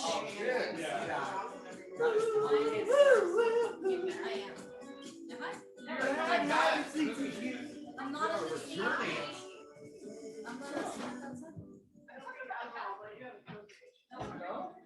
It's like I'm singing and then I see you look at me with like a weird look. It's like We're doing C8, right? C8. Yeah. Conversations with a stranger. Okay. next scene. I actually read through all of them this time. I have actually taken the role of that. Really? Take it before your very eyes. Damn. Yeah. You love to see someone taking initiative, you know? On the office. Roll for initiative. Ah. What's your dex? Huh? What's your dex? Quick question. Dex? Yeah. Who's the person who's How allergic to dexterous? cats? Here, catch this. Me. Okay, I'll give that like a +2. A +2? I'll take it. Yeah, okay. Okay, Hey, can I see a I D20? wasn't sure where that voice Can I came see a from, so I D20? did confirmation. Oh wait, what? Yeah. Allergic to I cats? took allergy medicine for a game. Oh, you're allergic to cats too? Okay. I never get that. Red, blue, green, or Any color doesn't matter, so long as it rolls. Also, my roommate literally has a cat, so like I'm just suffering Oh, all the time. let's go. roll from the camera. Oh, sorry. Dylan, you get an initiative of 12. That's okay. Okay, Uh, you know, I'll take decent. Listen, you don't always want to go at the top of the order. Sometimes you want to let your like teammates go first. So they can figure out how you can just help me. You know? I played a couple nights ago. Yeah. I rolled a natural one on my initiative. Plus my All right, initiative everybody, is a let's 0. get back together and get through this bitch. sometimes, you know? Let's do it. It's almost Also, done. thanks for trying my play from earlier. I've nothing against it. Hell I was just yeah. not the most fun Ghostbusters. Oh, That's hell fine. no. You're totally fine to have your SpongeBob opinion, got but that I haven't seen thing it. I haven't either, but All right, so scene 8. Curtains. Emily sits outside the front door of the Halloween party. She's talking. She's trying to call her ride, but he isn't answering. She's alone. I swear to Trey, answer your phone. I made this little mistake. I should have stayed home. Stressing as my dad. What the hell is this about? Everyone is just here to drink, smoke, and fuck. Why would they give a shred about shit about my life story? And it's not even my life story. I'm just some half-baked, emotionally stunted mess. Nothing impactful has ever happened. I just came into this world and felt weird as hell. Now I'm some acclamation of other people's stories. Tales that they liked, that I had nothing to learn from. The only thing I get is envy at how they paint it as a big, happy family with some mild victory. Well, I'm here, in a city far from home, with 2 friends to my name. My roommate Aria, who's still at work, and my classmate Trey, who is probably passing around a joint with people much cooler than me. There's no level headed Jean, no wise words from Jess, no big hugs from Sylvia, no terrible jokes from Langston, no love you from Mom. And Emily gets overwhelmed and falls silent. Behind her, someone opens the door. It's Edgar. He is followed by someone in a wizard costume with a staff. Edgar taps Emily's shoulder. That's Edgar, right? Yeah. Hey, can we talk? what? By the time Emily turns around, Edgar has left. She only sees the wizard kid. I wanted to say hi. Oh, God. Listen, dude. Unless you're my ride, I can give you a ride. I have a scooter. If you're okay with being a little close. Okay. No. I have a ride. He's just in there and I got. Kicked out. Yeah. Can I just try something really quick? I think it might help. Fine. Whatever. Wizard does an elaborate pose and juggles the staff. He chants absolute gibberish, nothing even close to sounding cool or mystical. Just a mess of garbled syllables strung together in a janky manner. So says I, Miles the Mighty. He aims the staff at Emily and gently pokes her arm with it. Boop. A small green light in the staff lights up.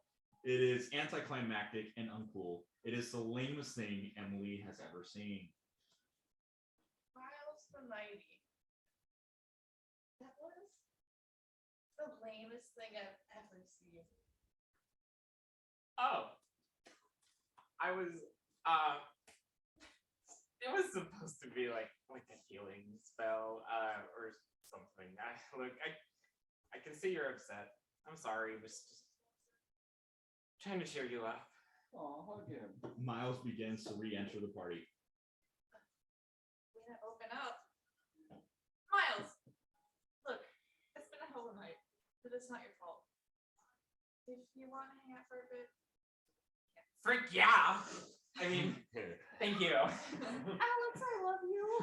I do too. Are you gonna finish up your story? Yeah, so. Wait, how did you know I was telling a story? Well, I overheard you talking to that girl in the second.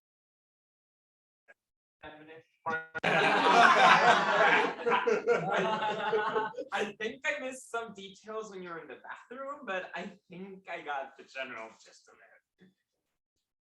You've been watching me all night? Well, you are very, very pretty. Miles decides this may be a good time to put his hand on Emily's thigh. Oh, okay, kid. Can I see that stuff? Yeah. Oh yeah, sure. Miles gives Emily the staff. She examines it a bit before poking Miles in the chest with it. She then pushes it to move Miles away as she scoots back. This continues until they are the full length of the staff and Emily's arm apart. There we go. Get any closer, and you'll need much more than healing spell. Understood? Yes, ma'am. Good. She hands the staff back to Miles. The spotlight closes in on Emily. So by this time, they have made some great progress on the bucket list. They have some gone bungee jumping. Well, some needs convincing. An instructor stands behind Sylvia.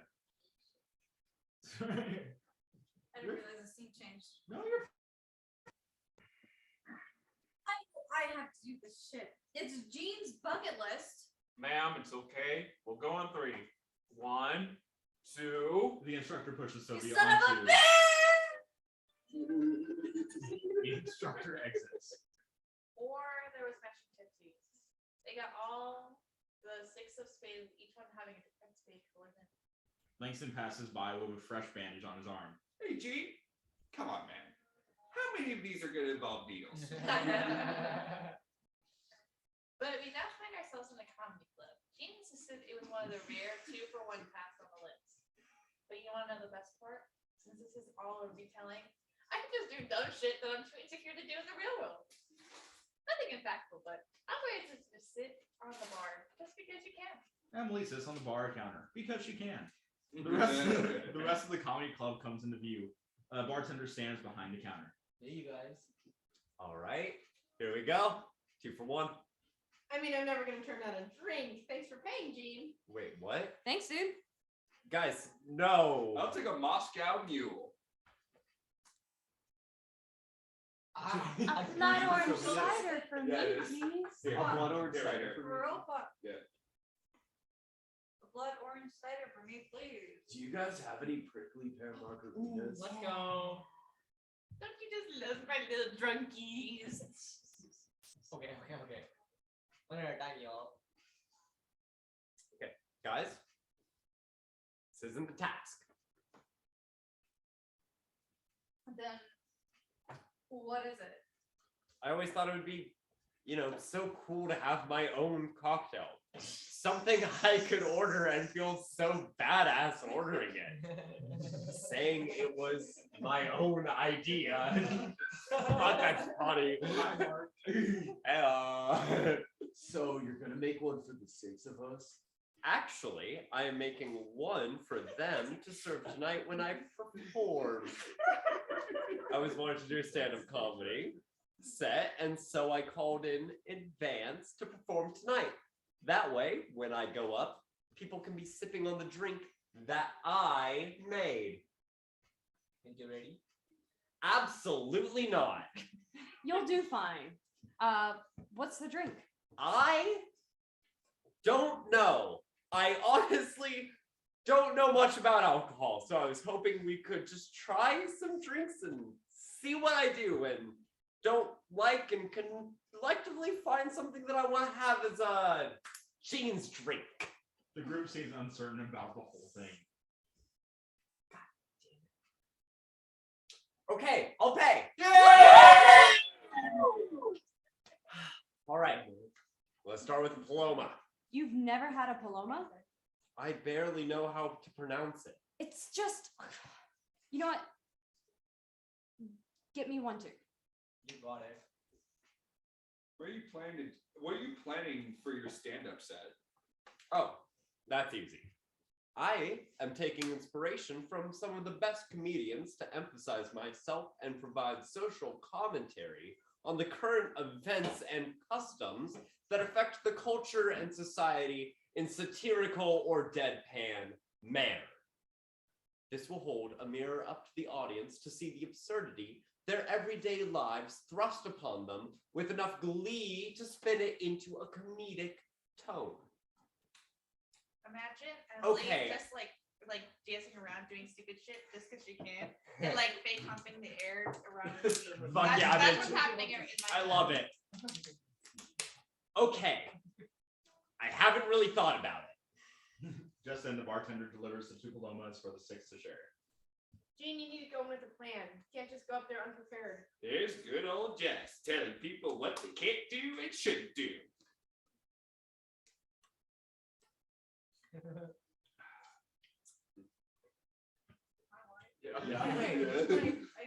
I also have a fucked up version of the script. That reads as Langston's line on my version. It's excuse me. Excuse me. Excuse me. It's nothing. I'm sorry. Like, Wait, yeah, no, I'm actually very no, sorry. you have So something to say, then say it. here, I'll just show you Let me see. where we are in the script right now. Guys, Where that calm page down. cut happens is where things go a bit weird They will not calm down. on our Very version. nice. The shave and Jill. Did you want us to go into the last version of the script, the most Oh, recent version of the script? Because that was the Oh, most no, recent version. I think it's actually just that the Damn. document from Like quick Yeah. charge. like Okay, it might be Yeah, that. it's I been don't know. scrolling Jumping through on around the the battery. I don't know. We'll figure Yeah. things out. Yeah, mine's at 69. I'll jump in when I see. My laptop. I'm sorry. Oh yeah, we should. Send Anyway, Sorry about that. guys, calm down. Let's not be petty like you were in the escape room. Fine. Free yourself. Just and Sylvia share a quick kiss and hold hands. It's not like I'll be here much after this anyway. Langston, what do you? Oh, God, that is very, very tart. You brother. Yeah, Mr. Bartender.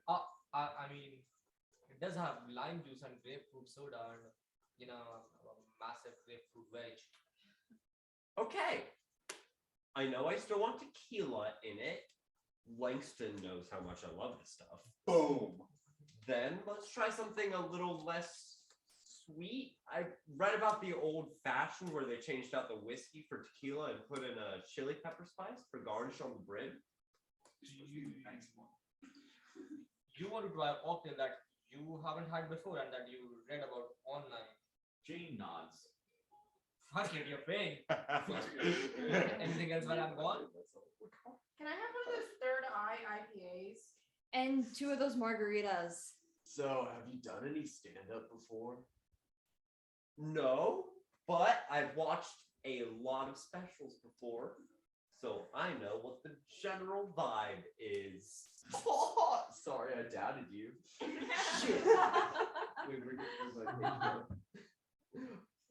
no, wait, what page? Oh, no, you totally didn't fuck anything up. That was me. No Oh, no, worries. the page It like for a sec. Okay. We're on page 40. That's 41. Okay, go up. Oh, I think that. Yeah. This Oh is shit, never mind. Okay. Right, I'm trying to pull right now.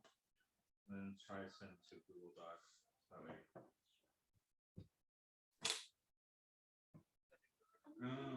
Okay. Sorry, you know where he's. Amanda hits Edgar on playfully. Don't mess with him like that. But if you do, then I can go up and make you laugh. You make everyone laugh. As long as you're a party of everyone, I'm okay with that. You've been practicing this since we broke up. No. I've been practicing stand-up. I just told you that.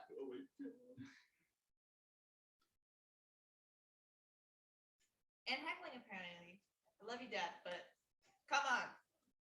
Edgar, what were you saying in the escape room about what we'll do when the bucket list is finished? Well, I was kind of hoping you'd want to forget about it. But if you want to, I was thinking we could. It's not that bad. I mean, it sounds good in theory, but you need to have something sweet in this. This is just bitter trash hidden behind tequila and chili. I'm telling you, you need something like a blue Hawaiian. That's very different from a Manhattan. What's a blue Hawaiian? You never had a blue Hawaiian? Want it? These things are awesome. There isn't tequila, but they use rum and pineapple juice and some blue shit. I don't remember what it's called, but I swear one of my friends made one of these at a pool party, and I was in love, dude. Like, we were at the pool with these girls, and I was... If there's anyone who knows how to trade subtle romance with brash cockiness, it's my Uncle Lance. Hell yeah. Look, I was just thinking how we tried some stuff out before, but it just didn't work. I remember us saying we just wanted to be friends, but this trip reminded me that life isn't one of those things you can just wait on. You have to act on it. Meeting you and being part of this little family is great and all, but I want to try again, give it our best effort, because I really like you, Edgar. Oh, she likes him. Mom likes that. Mom likes that. Mom likes that. Amanda, I like you too. Oh my God. What a is the juxtaposition? Right. I also just sent the link to a Google Drive link to your emails, so hopefully that helps if that. Oh yeah, I just got it. I'll switch over after the same. Yeah. I actually had thought about the same and how we like being together. It just made sense, you know? Yeah. You know, why don't we get the keys from Gene? We talk about this more in the RV. Just talk. That sounds great. Hey, Gene. This sent to me? It's just blank. It's just a document with a link on it. And now we Is go it just a to blank this. document? Go to that link. I'm going to the link now. I'm hacking. I'm hacking. I'm Are you hacking. And It's just the same page I was on before. Hey, the link works. Oh, it works. The It's link not a works. dead link. Yeah. Okay. It's a working link. Like, I'm sorry. No. Oh, you're all good, Alright. dude. No apologies here. It's funny because the link that I got is the same link that I already had open. So There's been a lot more mess ups from us being drunk than from the script being a little bit weird, so yeah. you're good. Yeah. Here. Yeah, that was mostly me. I'm sorry. Oh, you're good. Let's see. Where do we want to pick this up from? From my line, Yeah, sure. I That sounds should great. get that. bottom of 41. Yep. Bottom of 41. Amanda. Thank you. 3, 2, 1. That sounds great. Hey, Gene, can we see the keys really quick? Sure. He starts to fumble for the keys, but with a blue Hawaiian in his other hand. Why do you need them? Oh, I forgot my phone.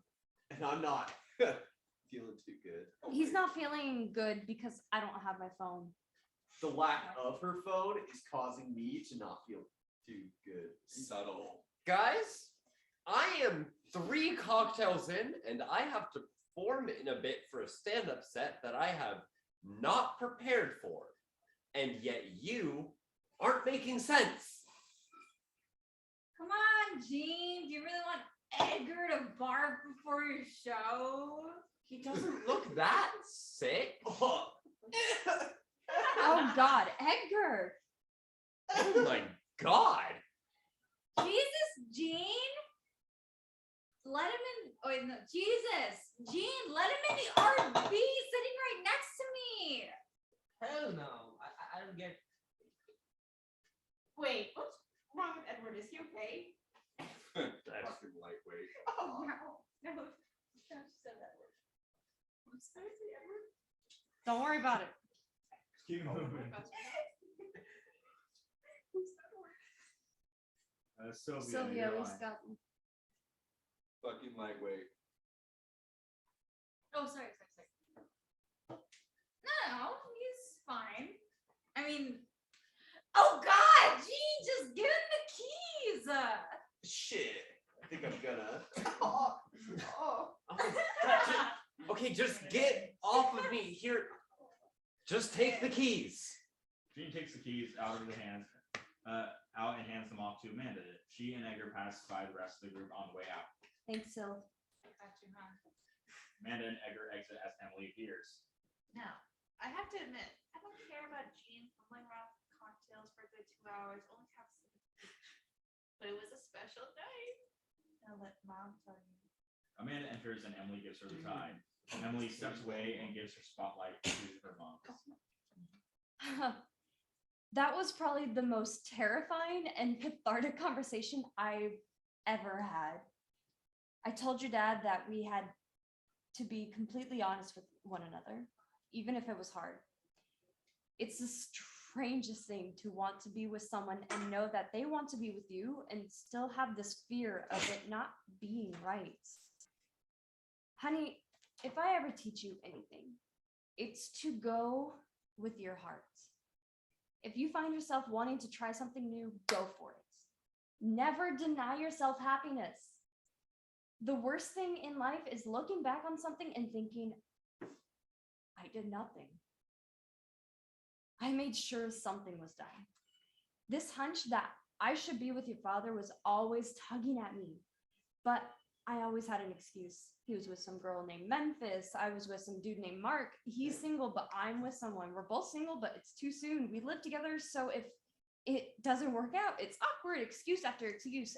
And someday you have to say, fuck it. I love you, Edgar.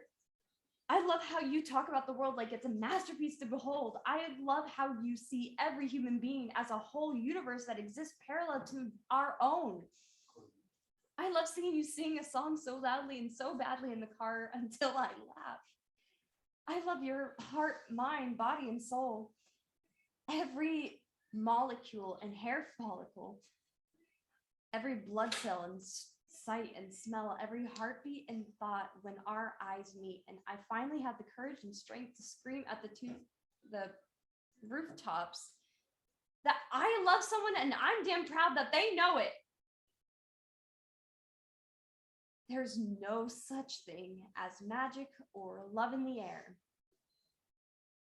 It lingers inside of you,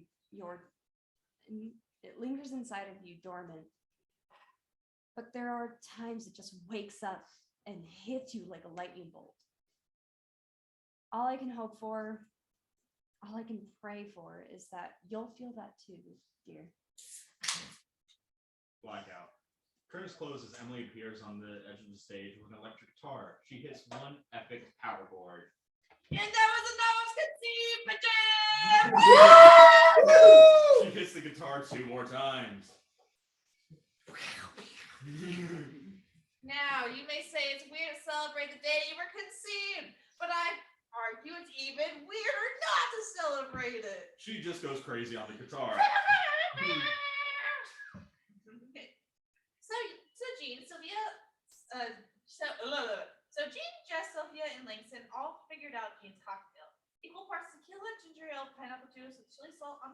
and a lime-lit cigar. Jean wanted to call it Rip Jean, like him being buff and muscular.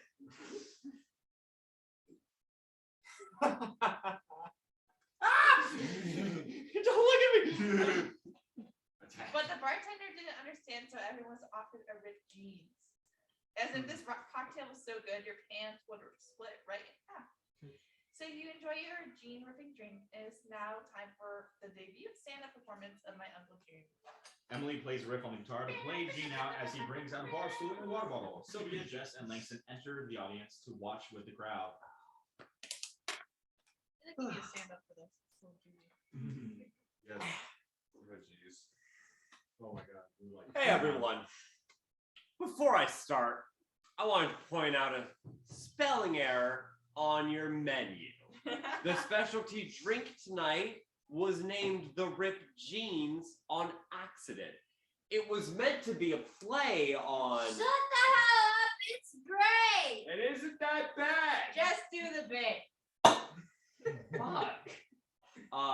My friends there, we're doing this as a part of my bucket list to...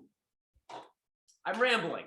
Anyways, I'm about to do some stand-up. Would be very awkward if I wasn't. Like, imagine if I came out here and I was like, I'm just gonna read the Declaration of Independence for a hot minute. Like, you know, the piece of paper that promised freedom to all white male landowners. And I've always wanted to do stand-up because I've watched it as a kid. Way before I knew what half the stuff meant. Me and my dad, we would just be watching it and he'd crack up and say something went over my head. Like, someone was telling a joke about sleeping with someone that they shouldn't be sleeping with. And I think, well, yeah.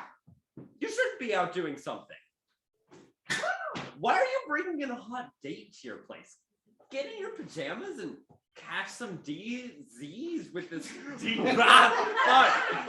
catch some D's with this random stranger? The hell is wrong with you? You know, like, kiss her a bit at least.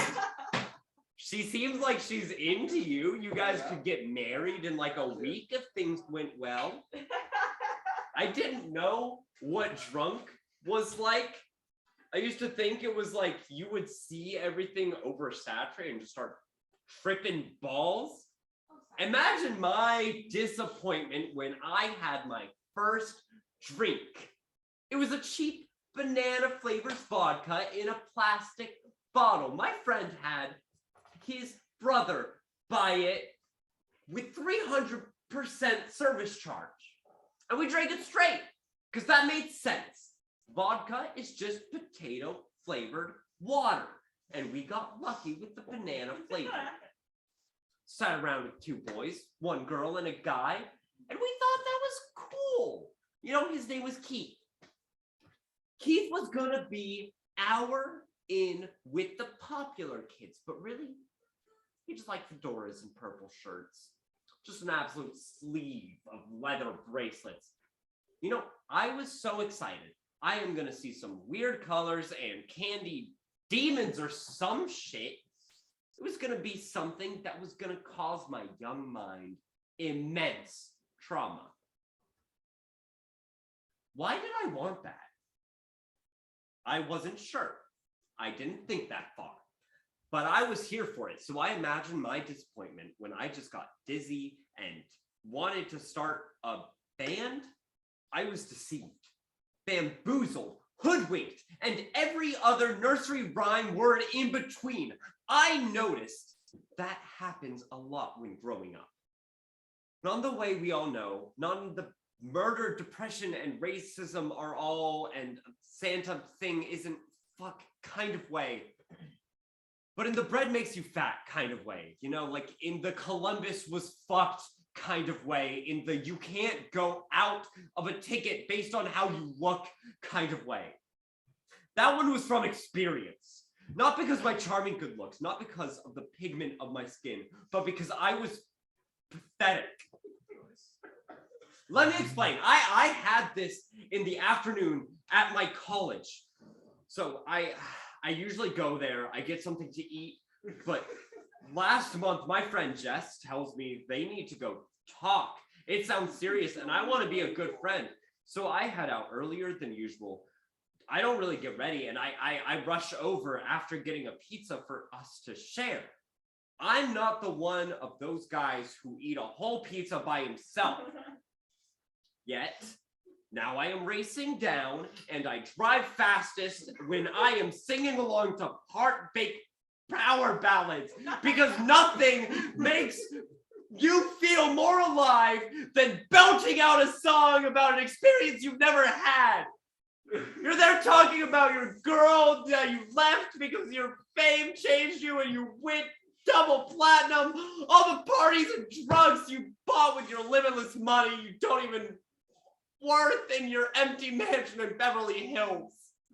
All the girls pouring champagne for you can't replace the girls who broke your heart. Amen. I don't even know where we are. Essentially, I am driving faster because I get overwhelmed by sadness. This imaginary person has caused me, and that I am not a rich, elitist glutton who capitalist corporate American has manufactured to milk a predominantly young and predominantly female market under. Listen, I'm playing a drunk character. I'm going with it. American milk a predominantly female market under the guise that I care about any of them. A guy can dream. You know, they are catchy songs. Depressing as hell, but catchy. One of my favorite artists is Winston Bales. You know, he has this great voice. Oh wow, this is long. And he has this great voice. And he's basically written some of the best love and breakup songs in the past decade. So It's 3 pages long, single space. I don't even know where we are. we're on page 46 out of 69. Nice. So I have him playing on shuffle, and I'm a block away from the college. You know, and I see these flashing lights behind me. It's a cop, and I pull over, and he pulls over, all slow and all, his hands on his belt, pretending like he's in an action thriller. But he walks up, chewing on a piece of gum, so you know he's an asshole. But truth be told, he wasn't. He was actually chill. I mean, basically told me my taillights were out. Asked me where I'm going, and I tell him I'm going back to college for the night, just a block away. He walks back to this car, comes back to me, and tells me, you know, I'm off with warning as long as I drive with my hazards on. But before he goes, he puts his hand on my shoulder. I begin to shit myself and await death by cop. But he just leans in and says, don't worry, son. It gets easier. And walks off. What the fuck is that? I was so confused. But then I thought about what he said, what he saw when looking at me. You know, a college student driving a beat up car with messy hair, a half-eaten pizza in the passenger seat, playing a sad breakup song. He wasn't gonna give me a ticket like that. How could he give me a ticket like that? He was in his car holding the pen like, this is gonna be the straw that broke the camel's back, Jack. Don't do this to him, Jack. And he didn't. He just couldn't. So if you ever want to get out of a ticket, you need to be hot as hell and pathetic as fuck. My family hasn't had a good run with the cops. Not me, but my family. I went to a reunion in San Francisco, and my dad warned us beforehand that our family came from drug dealers, thugs, robbers, gangsters, killers, everything. I was shocked. I thought he was joking. My dad telling me how hard his life was when he sold RVs, and I was a fucking theater major.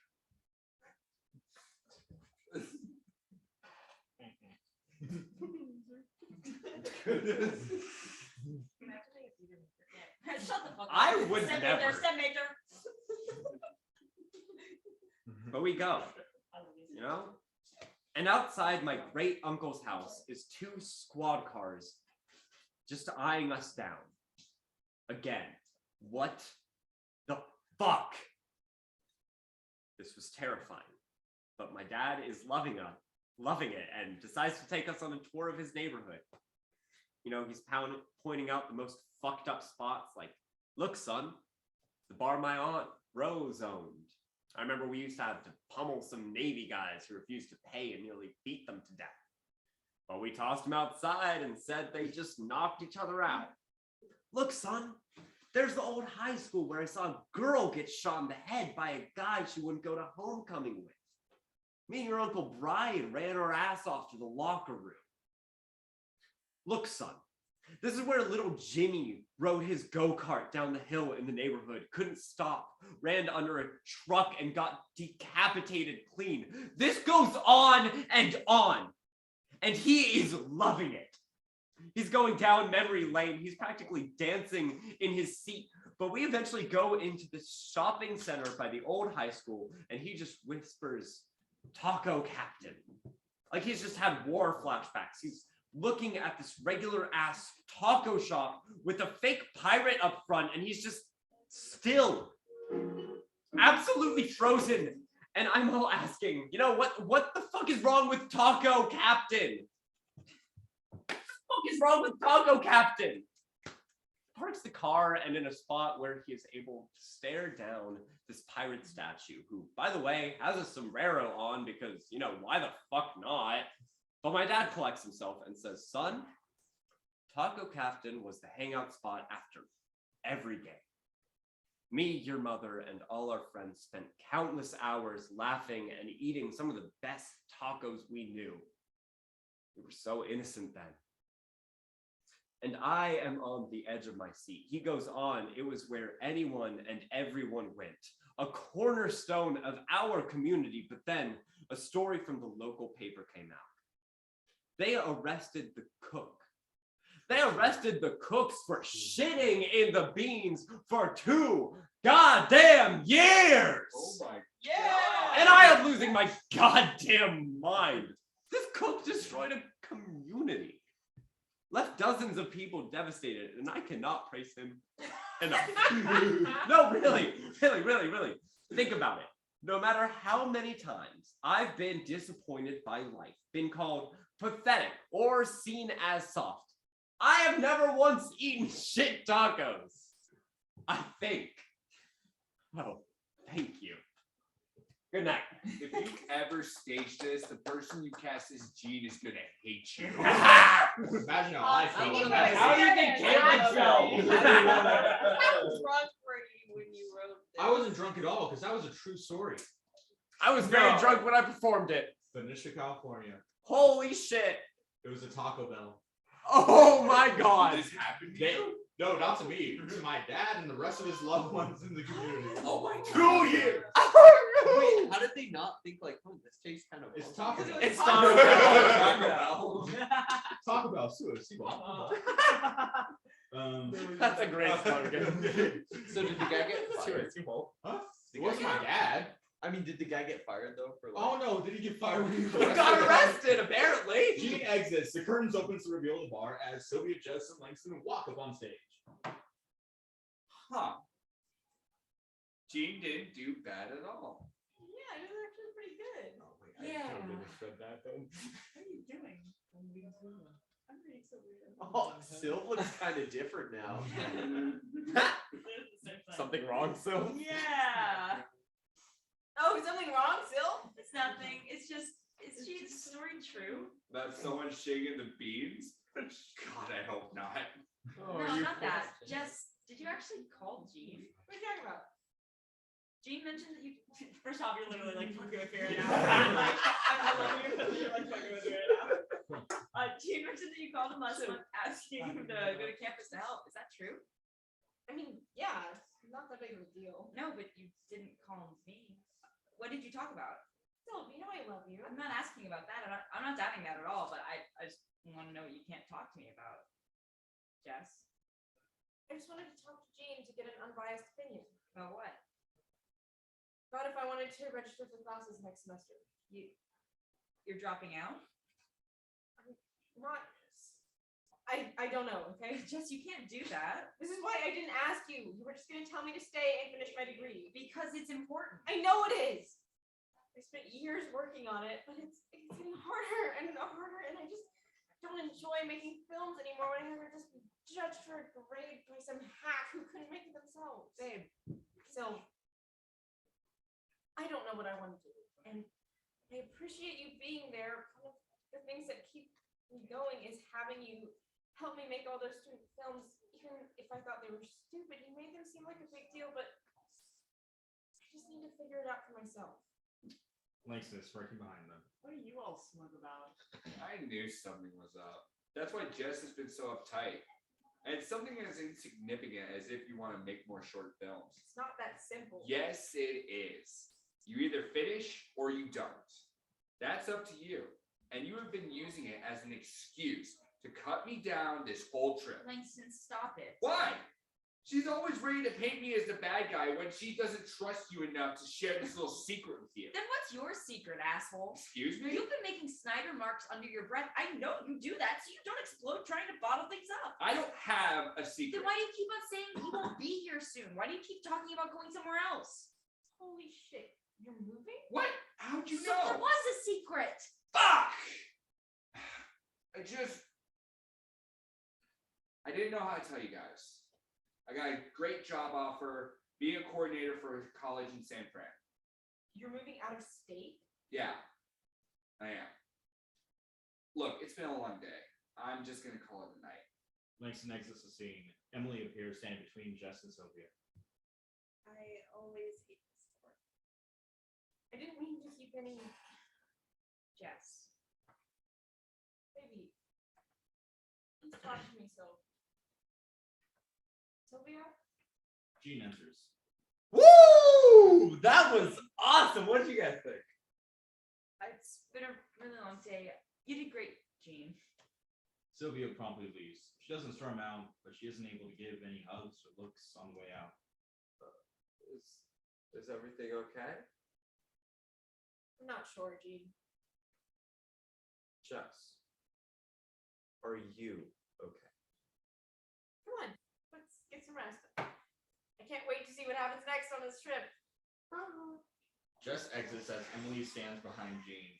Emily goes to put a hand on his shoulder, but Jean walks off stage just before she can. The bar dissolves as the driveway of the Halloween party comes back in view. Emily's joined by Miles and a new guest, a guy in a superhero suit holding a red plastic cup.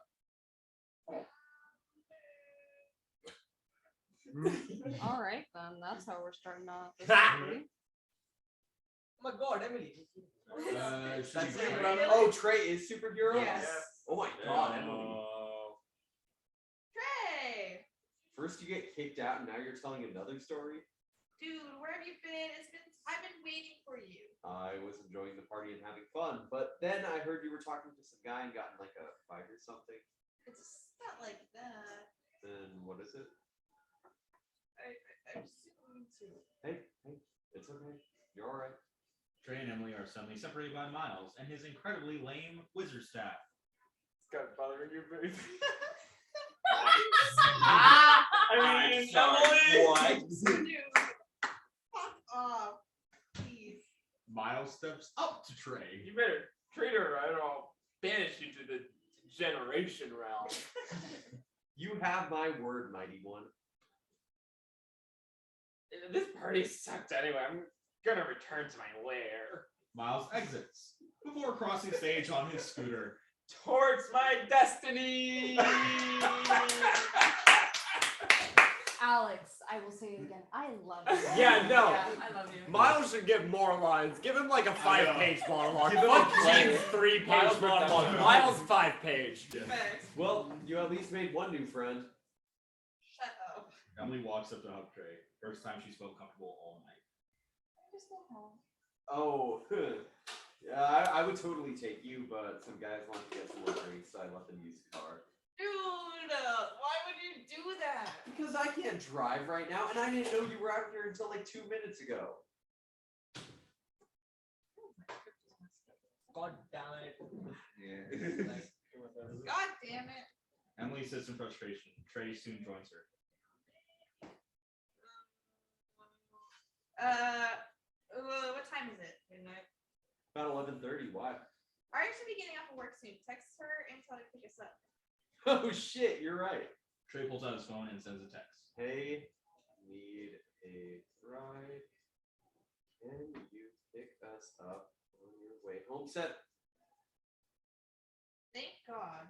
So, what story were you telling this time? Jean's bucket list. Oh, a classic. Yep. What part were you at? Just got done with the stand up 15. And Sylvia just had their fight. Oh yeah. That's always a gut punch. And you want to finish it. Holy fuck yes. I can't just end it on that note. That would just be fucked. A beep comes from Trey's phone. He reads it. Well, you got a bit until our ride is here. Oh, wait. Trey takes a drink from his cup. The fuck was that? Okay, I'm ready now. Jello shot? You're Yeah, an not a asshole. drink. You're an asshole. And your best friend. So tell me about Nuevo Dragon. The son of the dragon. What a guy. Okay, get comfy. The spotlight shrinks on Emily as the driveway dissolves. All right, we're nearing the end of the list, but keep in mind that this was a long list. They took karate class. Langston races by in panic. Karate, not fencing! I know what they said! Okay, there are still some issues for everyone to iron out, but they were intent on finishing this thing, so they doubled up on some stuff, like trying to learn French and writing songs. A woman stands drinking coffee. Jean approaches, strumming a ukulele. Vous avez la personnalité d'un poisson mort. She slaps him and leaves. Why'd she do that?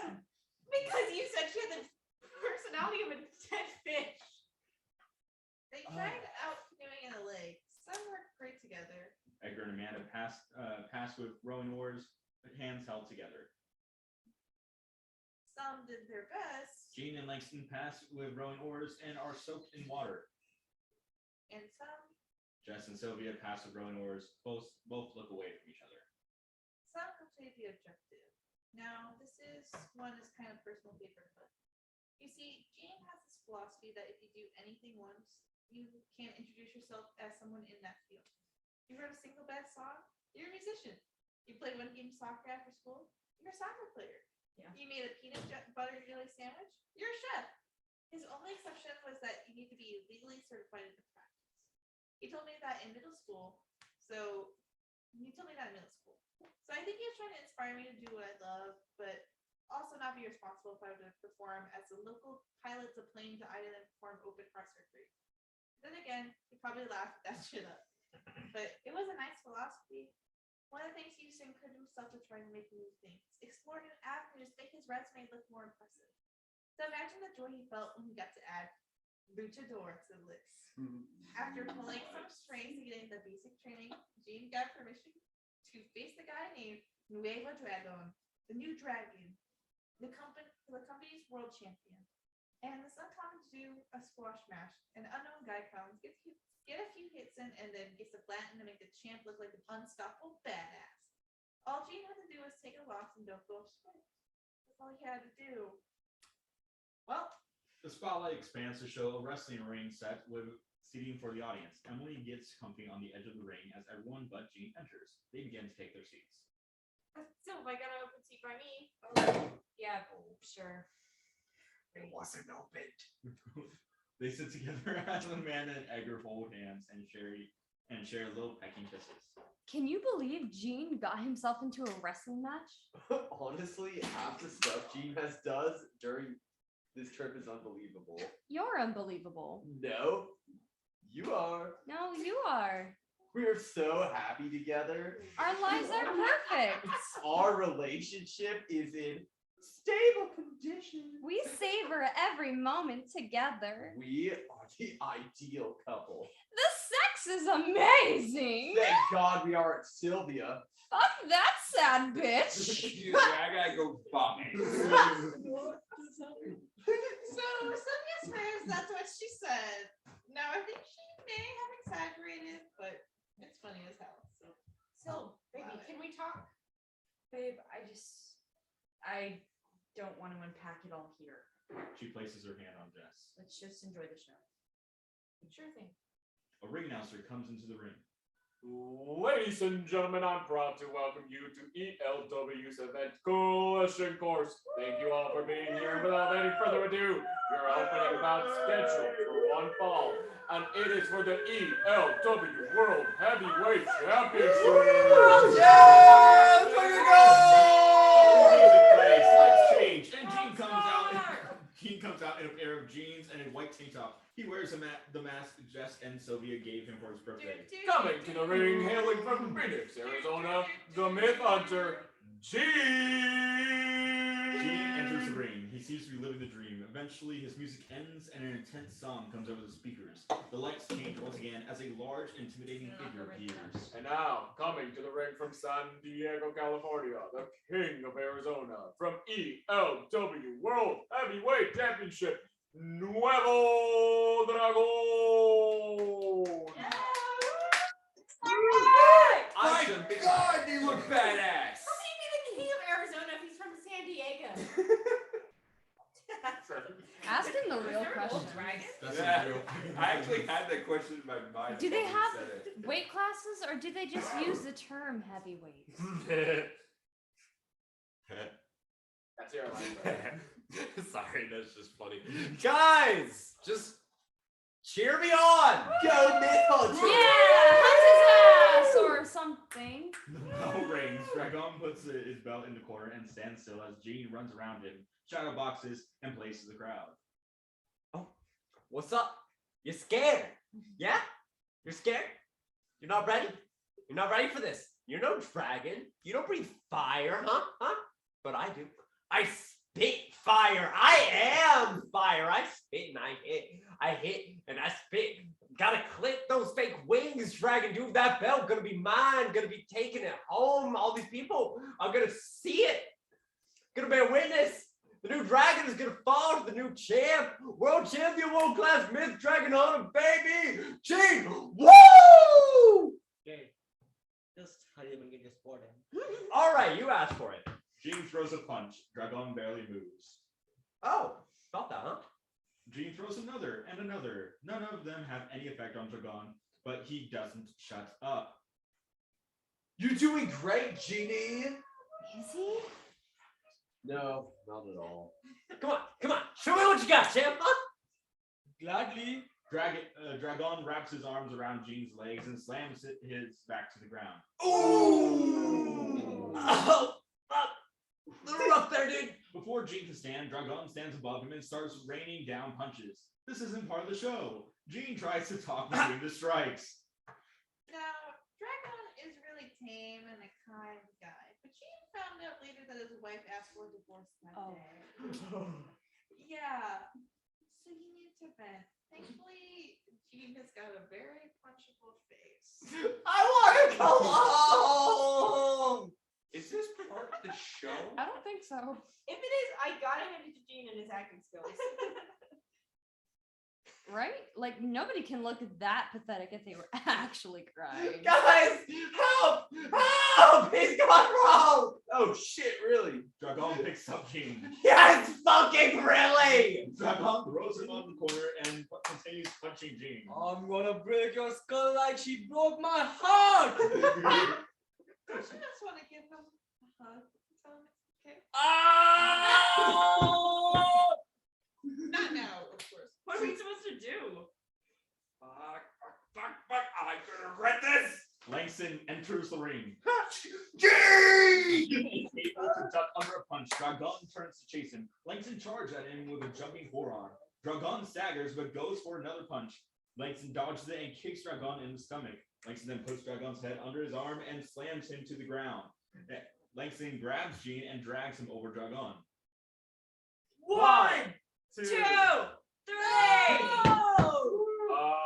Okay, we haven't seen that before. Your winner, the Myth Hunter, Gene.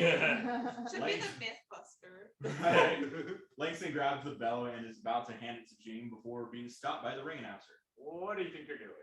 It was for the title, right? The match was for the title, but you stopped the match when your friend went off script. Now let's get you guys out of this ring and have a chat with security. The ring announcer reaches for the bell, but it's pulled away by Langston. Fuck that! Your guy went nuts and I was defending my friend. Thanks, man. Of course, bro. Security. Run! The group begins to bowl as the spotlight shrinks on Emily. Yeah.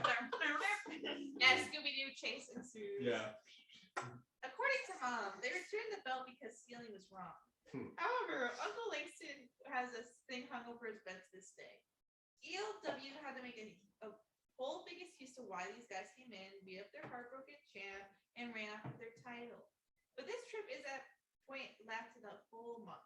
Aunt Jess and Aunt Sylvia still haven't been talking. Mom and Dad are happy as ever and unaware of little old me. Uncle Langston was in the weird spot trying to savor the moment, but get ready to burn all the bridges when he moves. Jean?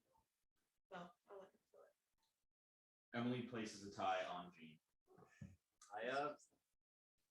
I was having fun. Really. I got to travel and do everything I planned. Then I noticed some of my friends, they didn't feel the same. I was doing a lifetime of activities and they were along for every step, but I felt selfish. Was I getting in the way of them living their lives? You know, like, was I blind to it this entire time? I don't know. Sylvia just didn't know that Jess wanted to drop out, and it killed me to see them go from being so inseparable to barely speaking as the trip went on. My trip. And Langston's leaving. I don't think he wants to leave us, but the guy could have told someone. I guess the one good thing that I saw come out of this trip was knowing that your mom and dad are getting together.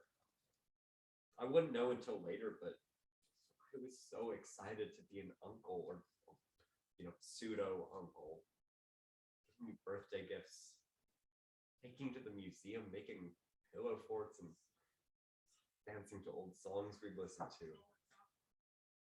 And my biggest fear when with you, much like the fear that I had in this moment, was that I'd show you my world and keep you from making yours. Emily, I didn't want to get in the way of you living how you want to live. I didn't want to get in their way. Oh, God, I was getting in the way. Emily takes the tie. Spotlight grows to reveal the outside of the cabin. The RV is parked. A rock formation is seen as a pit fire is center stage, or a fire pit is center stage.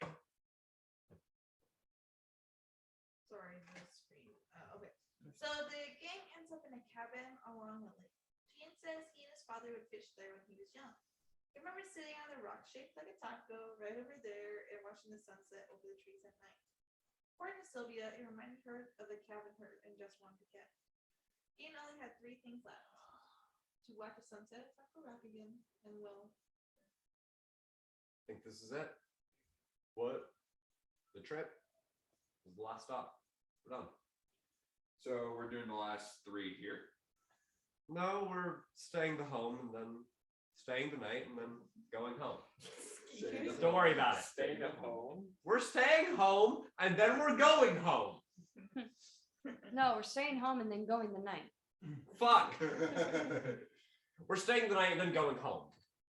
Excuse me? You're kidding. We're almost done. Why stop now? I'm just not sure y'all are enjoying it anymore. Is this because Dragon kicked your ass? No, it's not. Is it because I beat Dragon's ass? Okay, guys, listen. Okay, you had a 2-on-1 fight. You barely beat his ass. Oh, that's because Jean was so much help on the ground. Okay. Ouch. Let him finish what he... You know what? Fuck that. Fuck this. All this trip, y'all have been ganging up on me, trying to make me seem like the bad guy. You don't make it very hard. Oh my god, this again? I'm just saying you made this whole thing out to be some joke. My bad. Let me correct that. Jean, I apologize. I was under the impression that this trip meant to encapsulate all the joys you want to experience in the world was supposed to be fun and lighthearted. Now I see the error of my ways. Obviously, your whole journey should be the most depressing shit to ever come to fucking be. Langston, calm down. Or what? You'll go slip away to cry with Amanda and try to sound deep and insightful before fucking like a goddamn caveman? Excuse you? You heard me. You have no right. You just need a toxic environment to entertain you in the state of boredom due to the lack of empathy. Langston, Langston, have you ever thought the reason we're ganging up on you is because you created this mentality in your head that we're against you? Because I promise you, that shit's working really quick. You say it like I should be afraid of you. Maybe you should. Maybe you should try. Amanda lunges at Langston before Edgar grabs her. Okay, everybody just fucking stop. Why? Trip's over. You said it yourself. Langston! What, bitch? Hey! Don't you talk to her like that. She's an amazing person who has only ever worked hard to make this go as smoothly as possible, and I know she works her ass off in every little thing and still has the ability to put on one of the most biggest fucking smiles I've ever seen. She's the embodiment of perseverance and dignity, and she's done so much for me when we've been together, more than you will ever know, and I will not let you belittle her. I will not let you insult her. I will not let you say another word about her when you know how much she fucking means to me. Silence fills the air. Oh. No, just, I'm not ready yet. This doesn't fix it. This just isn't okay. Jess gives a slight nod and steps back. Langston, I know we're going through a lot, but you are my brother, and I need you. I'm your half brother. Sylvia stares, astonished, devastated, and yet still unmoved. A lone tear goes down her eye as she heads to the lake. Sylvia.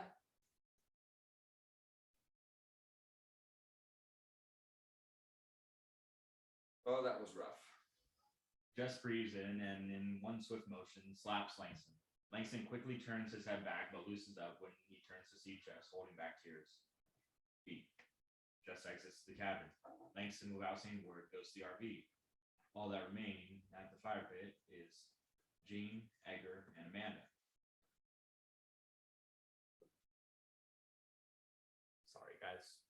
Jean walks off towards Taco Rock. We see everyone in different parts of the stage. Emily stands with her mom and dad. That's my favorite part. Emily places the tie on Amanda. Things got out of hand. I'm sure we didn't mean half the things we said, but in the moment it felt like the sky was falling. Hell, I was ready to just throw my hands up too. But your father, he had this look in his eye. Like he knew what to do. He ran into the RV, came out with a box, puts his hand on my shoulder, and says, Don't worry, I love you. I told him I love him too. And then he runs off to the rock Jean is at. Emily takes the tie. So let's see what Dad had planned. The spotlight shrinks onto Jean at Taco Rock. He's sniffling, but still. Edgar approaches behind him. Is this side of the rock taken? Taco Rock taken? Help yourself, dude. Edgar sits beside Jean as Emily sits on Jean's other side. They sit in silence as they try to find the words.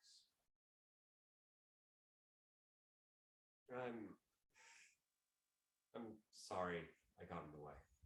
Dude, seriously? What? This has been awesome, this whole trip. You made us do countless things we would have never done at home. Every day for the past month, I woke up in an RV curious and excited for whatever you had planned for us. And I appreciate the attempt, but everyone is fighting. That's just what people do. You know our group. If they aren't making quips and irritating each other, are they really our friends? I guess that's one way to look at it. Hey, why did you want to cut the trip off? You never got to say why. I'm just worried that everyone is getting, sick of the trip and it's just not worth it. But we only had 3 things to do. Hell, Sun is about to set, so it's actually going to be 2 in a bit here. I don't think we can do the last 2. What are they? Ed, What are they? the last 2 are to marry 2 people and to just play a card game with y'all. That isn't too bad. I'm just not sure we can do it. Dude, I've seen you pose nude with a samurai sword, perform a stand-up set, and become a wrestling champion. I'm sure we can do this. Not with everyone arguing. Well, Amanda and I could get married for you. Edgar, come on. You guys need to slow it down before y'all suddenly have kids. Well, I thin this. Oh, I thin. I'm sorry. Typo. I'm sorry, I'm like Molly's. Well, You're good. I thin this will help with this one. Edgar pulls out the gift box. I swear if you propose, I am going to hit you. Calm down. You're not my type. Open it. After some hesitation, Eugene opens the gift. It's a poker set. Poker set. Yeah. I told you my gift for your birthday was late. It came while we were packing. But how did you know I wanted one? Gene, I'm not a dumb guy, and no offense, but you aren't the smartest guy. Stop leaving your laptop open and unlocked in the break room. You made it too easy to look through your browsing history and bucket list file you had open. You knew everything that was on that one list. I knew of the list. I just browsed it for some shopping ideas, but it was a nice teaser for the trip. So, what do you say? Want to play something? Sure. All right. Let's start off with blackjack. I'll deal. My fucking man. Emily stands as they start. She walks away as the light follows her, while the original light stays on Edgar and Jean. Now, unbeknownst to Dan and Jean, everyone follows to the campground. Just the 2 of them talking as the sunset turns into silhouettes. Langston emerges from the RV. Emily goes to give him the tie as a new spotlight comes above her. I saw them on a cliff and how they were laughing, just there for each other. Got me thinking about the move. Why would they turn me away? Why did I think any of them wouldn't care? They're my brother, sister, and friends. There's no clauses or terms. I just gave into the fear of being left out. I thought they were having fun. I had to go, and they were shoving me out the door. But in reality, they were just excited to see where else I could go, what else I could do. It's easy to have, enemies, but to have friends there for you hundreds of miles away, that's something that doesn't come around often. God, I was an asshole. Emily removes the tie and heads to Sylvia by the lake. Emily places the tie on her as a new spotlight comes above her. Your dad always had this knack for finding the good things in life. I remember when I was young, you'd say that you could have either something succeed and be all you wanted, or have something fail and be a joke or a lesson. Really did help me come into my own. Without him, I would be as loud or adventurous, or in Langston's word, a bit crazy. And I noticed how after the fight with Jess, I just quieted down a bit. I spoke up, it was for Jess. Told me everything I needed to know. I loved her. I hope you can find someone who you know very well, who can turn your world upside down, and yet know you very well they never would. That's just for me. Emily removes the tie and heads to the cabin. She places it on Jess as a new spotlight comes over her. I wanted to go out and join them. They sounded like they were having fun, but I was scared. I was scared the same way I was scared about going to class. I was scared the same way I was scared about sharing my scripts or films. I was scared the same way I was scared about asking your Aunt Sylvia out. It's then that I noticed every time I was scared, I worked harder so I would never fail. And then I changed the narrative. And when I get scared of something, I always remind myself that I turned fear into a precursor to success. Somehow, that just makes the fear go away all at the same time. It did here for me. Emily removes the tie and heads to Amanda at the fire pit. She places the tie on her as a new spotlight comes over her. I don't know how to explain it. Sometimes, even when you don't enjoy it, you know a moment in time will change you forever. Even if it seems insignificant, you never know. You just have to take a moment to soak it all in. Emily takes a moment to see the lights over her loved ones. Suck it in, Mom. Jess suddenly bursts out the door of the cabin and heads to Sylvia. Sylvia Lage, I love you. Just, I know. No, you don't. You don't know how many times I've looked at you and wished I could make a film that emulates half of the feeling that you give me. You don't know how many times I woke up before you and felt this undeniable, unmatched warmth in my chest just because you were there. You don't know how many times I thanked God that they let me meet you and how I prayed that I'd never see the day where I hurt you. And I'm sorry I did. I know it wasn't right. I know it may not have an easy fix, but I think I have one. All you gotta do is spend the rest of your life with me. All you gotta do is let me shower you with compliments and words of kindness. All you have to do is watch every movie with me and laugh at how corny the romance scenes are. Do that until I can't see the screen without squinting and I can't hear the speakers all that clear. All I need you to do Jess hastily removes one of her own rings and kneels down. is marry me. I promise to buy you a real ring when we get home. Just please marry me. Oh, Jess. Yes! Oh my God, yes! Jess stands, places the rings on Sylvia's hands, and they kiss. Hey, what's going on? She said yes! We're getting married! Are you thinking what I'm thinking? Hell yeah. Guys, we can finish the list. Blackout. The spotlight forms around Emily. I know I droned on just a tad to give you a list of the wedding. They agreed to let Jean be their minister. The others went to a corner store to get some stuff for a quick wedding between 6 of them. Definitely cheap clip-on ties in the corner, this type here.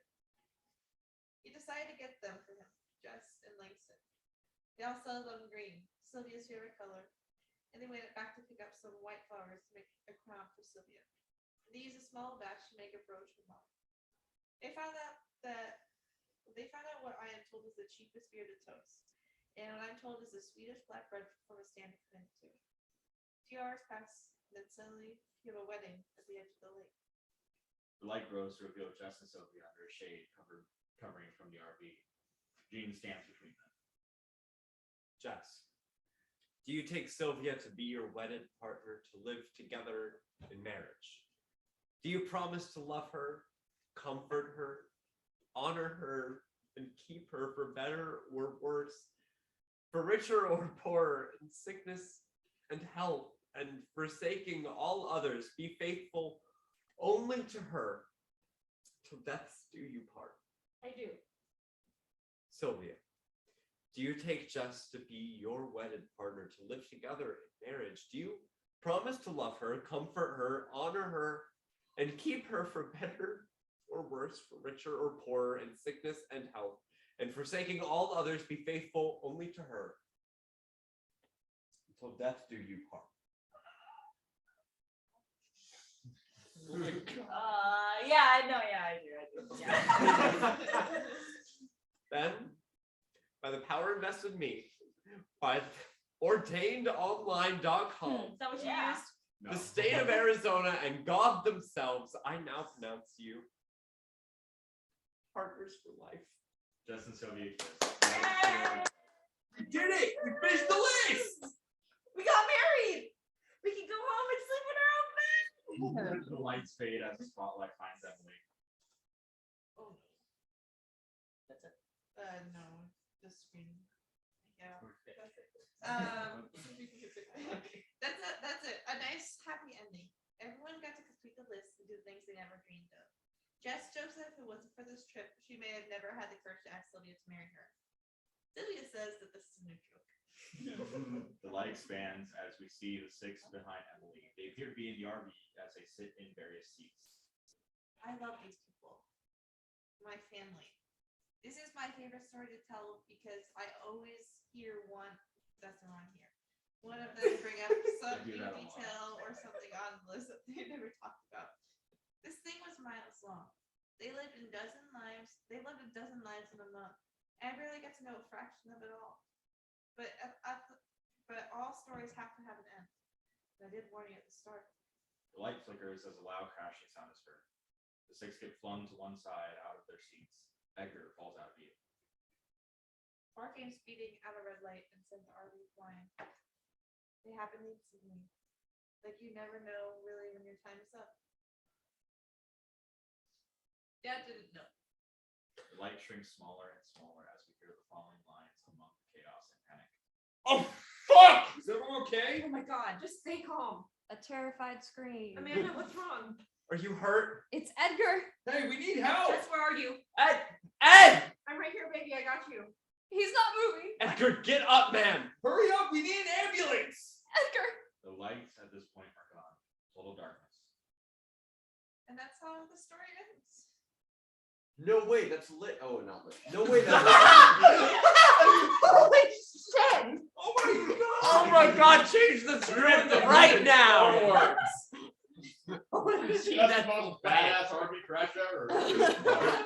So lit. Yo, your dad died in a car crash? Dope.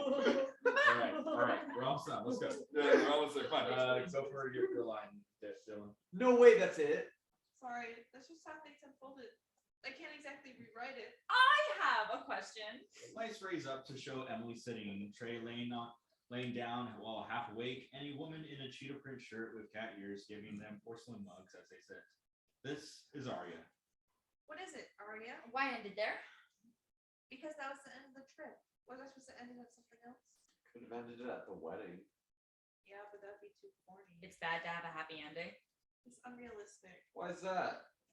Because Trey, it's a little more complicated than that. Okay, I have another question then. Go ahead. Why do you seem to have this hanging image of threat and doom from your father's death linger over this? It seems pretty upbeat and cheerful otherwise. I mean, your dad dying is pretty big. Yeah, but this was before you were born. And I know it must have been hard sometimes, but I think you're missing the whole point of the story. And what's that? Well, every so often your family told you some kind of lesson or takeaway they had from the event that they were trying to instill in you. Yeah, yeah. I just think, with all due respect, you're glancing over some stuff. They each offer this little bit of advice or wisdom. They want you to learn and grow, and usually when you do, you act. You build on what they started, and you're expected to build something better than they could. So what are you getting at? I think they want you to tell your own stories. Make your new stories, not theirs. They told you what they experienced and what they knew, and now you have all that experience and knowledge to make your own life better in whatever form that takes. You do you, homie. So what am I supposed to do? Forget about that? No, not at all. Remember all the things they did to get where they are now. Remember where they were the moment you were born. And remember how much love and comfort they gave to you. So you never said you had one parent, but a big family. Yeah, like you gotta write your new chapter in the old book. Yeah, exactly. I think that's all I gotta do. Okay, no one has to do anything, but it's always fun to try. I don't really have a story though. No, you do. The Halloween party. You did so much cool shit there. Arya, you gotta hear about Yeah, it. tell me about it. Are you sure? I am. I'm excited to hear how amazing you are for a change. Okay. So as soon as I get separated from Trey, I think he's probably just gone off to get drinks, so I wait the couch for a bit.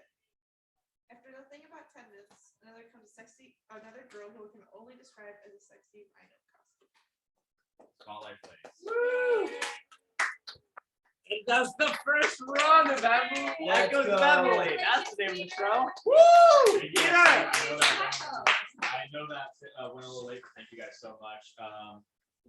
Then that's the end of the recording. We'll go ahead and wave goodbye.